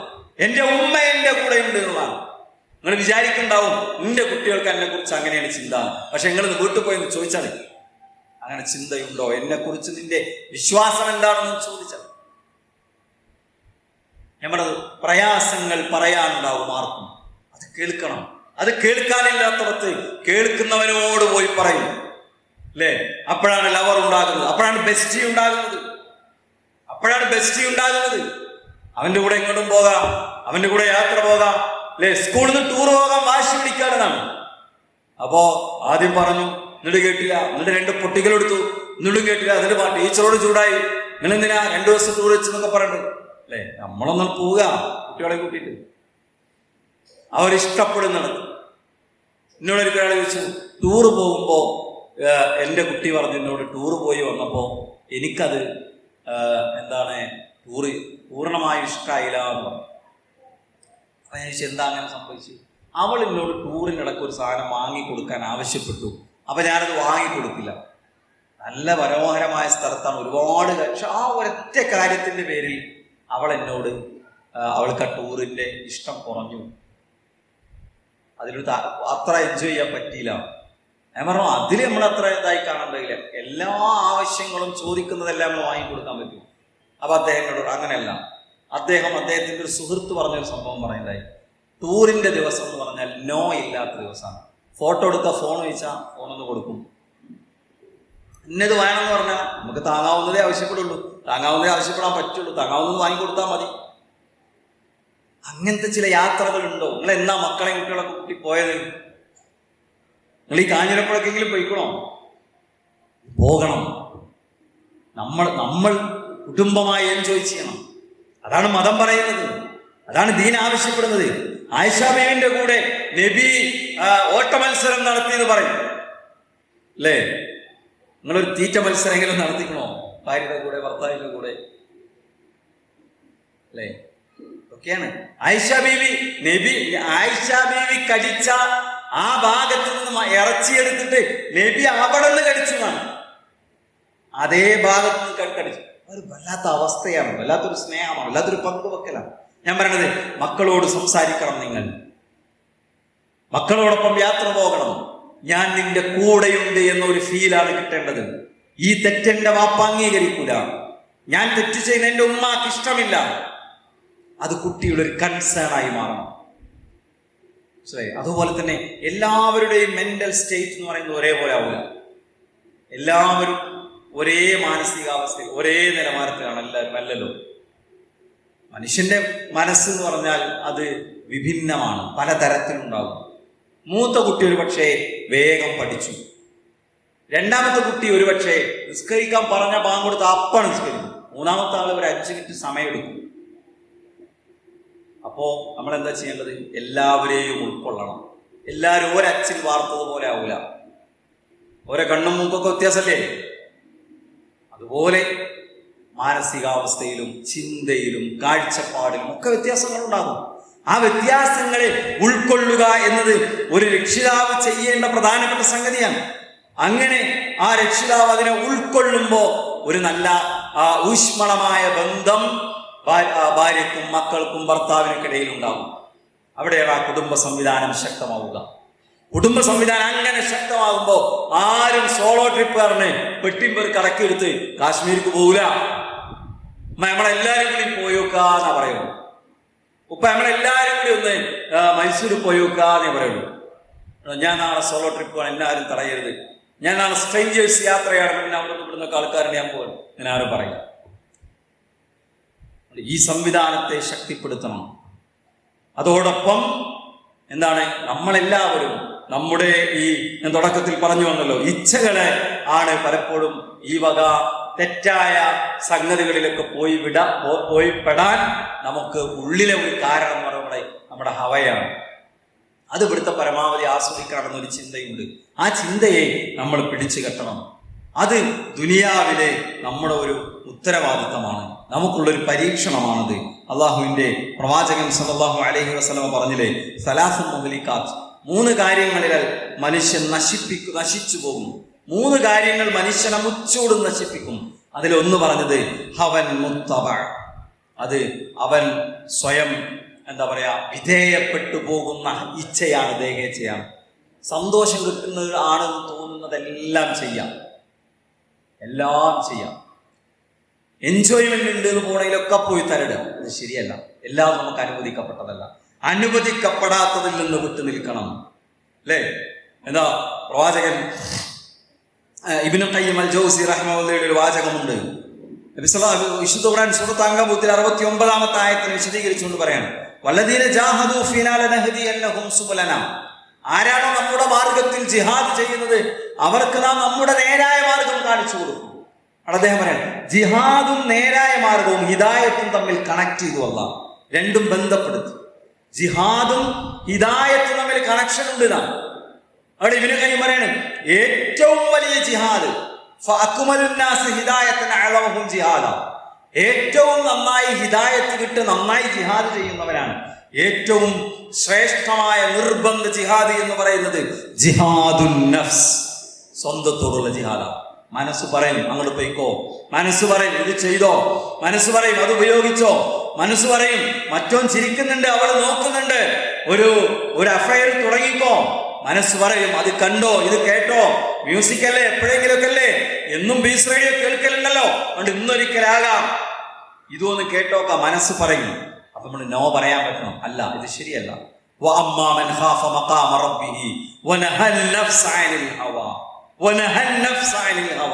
മനുഷ്യന്റെ തോന്നലുകൾ ആസ്വദിക്കാനുള്ള, എൻജോയ് ചെയ്യാനുള്ള, ഇച്ഛക്കനുസരിച്ച് ചുവട് വെക്കാനുള്ള ഉള്ളിലെ പ്രേരണയുണ്ടല്ലോ, അതിനെ പിടിച്ചു കെട്ടുക. അതിനെ പിടിച്ചു കെട്ടുന്നവനാണ് അള്ളാഹിന്റെ മുമ്പിൽ നിൽക്കേണ്ടി വരുമല്ലോ എന്ന് പേടിച്ചിട്ട് അതിനെ പിടിച്ചു കെട്ടുന്നവനാണ്. അവന്റെ വാസസ്ഥലമാണ് സ്വർഗം, അവന്റെ സങ്കേതമാണ് സ്വർഗം. ആ സ്വർഗത്തിന് വേണ്ടിയാണ് നമ്മൾ അവിടെ ജീവിക്കുന്നത്. സഹോദരങ്ങളെ, ഇവിടെ പലപ്പോഴും സിനിമകൾ, സീരിയലുകൾ, വെബ് സീരീസുകൾ, പലതരത്തിലുള്ള വീഡിയോസുകൾ, യൂട്യൂബ് ചാനലുകൾ, ബ്ലോഗർമാർ, പലതരത്തിലുള്ള അക്കൗണ്ടുകൾ, സോഷ്യൽ മീഡിയ പ്ലാറ്റ്ഫോമുകൾ, ഇതിലെല്ലാത്തിലും കുറേ കാര്യങ്ങൾ കാണുമ്പോൾ ഏതൊരു മനുഷ്യനും ചതിക്കപ്പെട്ടു പോകും, ഏതൊരു മനുഷ്യനും വഞ്ചിതനായി പോകും. അതില്ലാതിരിക്കാനുള്ള വഴി എന്താ? ഈ കാര്യങ്ങളെല്ലാം തിരിച്ചറിഞ്ഞ് മനസ്സിലാക്കി നമ്മൾ മുന്നോട്ട് പോകണം. അതിന് ചിലപ്പോൾ നമുക്കൊരു ഉപദേശകൻ ആവശ്യമായിട്ട് വരും. ഇതൊക്കെ നമുക്ക് മനസ്സിലാക്കാൻ പറ്റണമെന്നില്ല. അപ്പൊ നോക്കി, ഇവിടെ നിങ്ങൾ കഴിഞ്ഞ 2-3 ആഴ്ചയായി കിട്ടുന്ന ക്ലാസ്സുകളിൽ നിന്ന് ഇതേ വിഷയത്തോട് സമാനമുള്ള വേറൊരു ഏരിയ കൂടെ ഇവിടെ മുമ്പ് വന്നു പോയിട്ടുണ്ടെന്ന് ഞാൻ മനസ്സിലാക്കുന്നത്. എന്തെല്ലാം നാട്ടിൽ നടക്കുന്ന കാര്യങ്ങൾ മനസ്സിലാക്കാൻ പറ്റും. അപ്പൊ നമുക്കൊരാൾ പറഞ്ഞു തരണം, അല്ലെങ്കിൽ ഒരാൾ വിശദീകരിച്ചു തരണം, അല്ലെങ്കിൽ നമുക്ക് എവിടെയെങ്കിലും വായിച്ച് മനസ്സിലാക്കാൻ സാധിക്കണം. നമ്മുടെ നേർപ്പദം എന്ന് പറയുന്നത് നമുക്കതിന് പറ്റിയൊരു സംവിധാനമാണ്. പലപ്പോഴും സമൂഹത്തിന്റെ ട്രെൻഡ് എന്താണ്, വിശ്വാസി എന്ത് നിലപാടാണ് ഇവിടെ സ്വീകരിക്കേണ്ടത്, തെറ്റേതാണ് ശരിയേതാണ്. തെറ്റ് ഒരുപക്ഷെ ഇസ്ലാമിക വേഷം ധരിച്ചു പോലും നല്ല പർദ്ദക്കെട്ട് വന്നിട്ടാ പറയാം. അപ്പൊ നമ്മൾ വിചാരിക്കുന്നത് ശരിയാണോ, ആ ഉസ്താദ് പറഞ്ഞതാണല്ലോ ഇത് ശരിയാണോ, ആ ശരിയും തെറ്റൊക്കെ വേർതിരിച്ച് മനസ്സിലാക്കാനുള്ള ആ ഓരോ കാലത്തിന്റെയും ചുവരെഴുത്തുകൾ വായിച്ചുകൊണ്ട് വേണ്ട മാർഗനിർദ്ദേശം നൽകുന്ന സംവിധാനമാണ് നേർപ്പദം. നിങ്ങൾ പാലക്കാട് ജില്ലയിലെ സ്ത്രീകൾ മനോഹരമായി കേരളത്തിൽ തന്നെ ഏറ്റവും നന്നായി അതിന്റെ ക്വിസൊക്കെ നടത്തി നന്നായി വായിക്കുന്ന ആളുകളാണ്. അതുകൊണ്ട് ഞാൻ ഒന്നുകൂടി നിങ്ങളോട് അതില് ആ സംഗതി തുടരണമെന്നും കൂടുതൽ ശക്തമാക്കണമെന്നുമാണ് ഈ സമയത്ത് ആവശ്യപ്പെടാനുള്ളത്. നമ്മൾ സ്ഥിരം അതിന്റെ വായനക്കാരാകും. ഒരു സമയം നീക്കി വെക്കുക, എല്ലാ ആഴ്ചയിലും ഒരു സമയം, 1 മണിക്കൂർ 1.5 മണിക്കൂർ അതിങ്ങനെ വായിച്ചു പോവുക. സ്ഥിരം അങ്ങനെ വായിക്കുന്ന ആളെ വഴിതെറ്റിക്കാൻ ഒരു സോഷ്യൽ മീഡിയക്കും കഴിയില്ല, ഒരു സ്വതന്ത്രവാദിക്കും കഴിയില്ല, ഒരു യൂട്യൂബർക്കും കഴിയില്ല, ഒരു ഇൻഫ്ലുവൻസർക്കും കഴിയില്ല. അതുകൊണ്ട് സ്ഥിരമായി അത്തരം വായനയിലൂടെ നമ്മുടെ പഠനവും തുടർന്നു കൊണ്ടുപോവുക. അല്ലാഹു സുബ്ഹാനഹു വ തആല മുസ്ലിമായി ജീവിക്കാനും ഈമാനോടുകൂടി മരിക്കാനും നമുക്ക് എല്ലാവർക്കും തൗഫീഖ് നൽകി അനുഗ്രഹിക്കുമാറാകട്ടെ. എല്ലാ നിലക്കും നമ്മിൽ നിന്ന് വന്നുപോയ തെറ്റുകുറ്റങ്ങൾ അല്ലാഹു നമുക്ക് പുറത്തു മാപ്പ് നൽകുമാറാകട്ടെ. നമ്മിൽ നിന്ന് മരണപ്പെട്ടു പോയ നമ്മുടെ സ്നേഹനിധികളായ മാതാപിതാക്കൾ, ആദർശ ബന്ധുക്കൾ, കുടുംബ ബന്ധുക്കൾ, ഇണകൾ, അല്ലാഹു എല്ലാവർക്കും മഗ്ഫിറത്തും മർഹമത്തും നൽകി അനുഗ്രഹിക്കുമാറാകട്ടെ. അല്ലാഹു അവരെയും നമ്മെയും റബ്ബിന്റെ ജന്നാത്തുൽ ഫിർദൗസിൽ ഒരുമിച്ച് കൂട്ടുമാറാകട്ടെ. ലോകത്ത് സമാധാനം നഷ്ടപ്പെട്ട് ജീവിക്കുന്ന വിശിഷ്യ പശ്ചിമേഷ്യയിലെ നമ്മുടെ വിശ്വാസി സഹോദരങ്ങൾ, അതോടൊപ്പം നമ്മുടെ പ്രവാസ ലോകത്ത് കഴിയുന്ന നമ്മുടെ ചോരകൾ, അല്ലാഹു എല്ലാവർക്കും സുരക്ഷിതത്വവും സമാധാനവും ഉറപ്പ് നൽകുമാറാകട്ടെ. ربنا آتنا في الدنيا حسنة وفي الآخرة حسنة وقنا عذاب النار. اللهم صل وسلم على نبينا محمد. السلام عليكم ورحمة الله.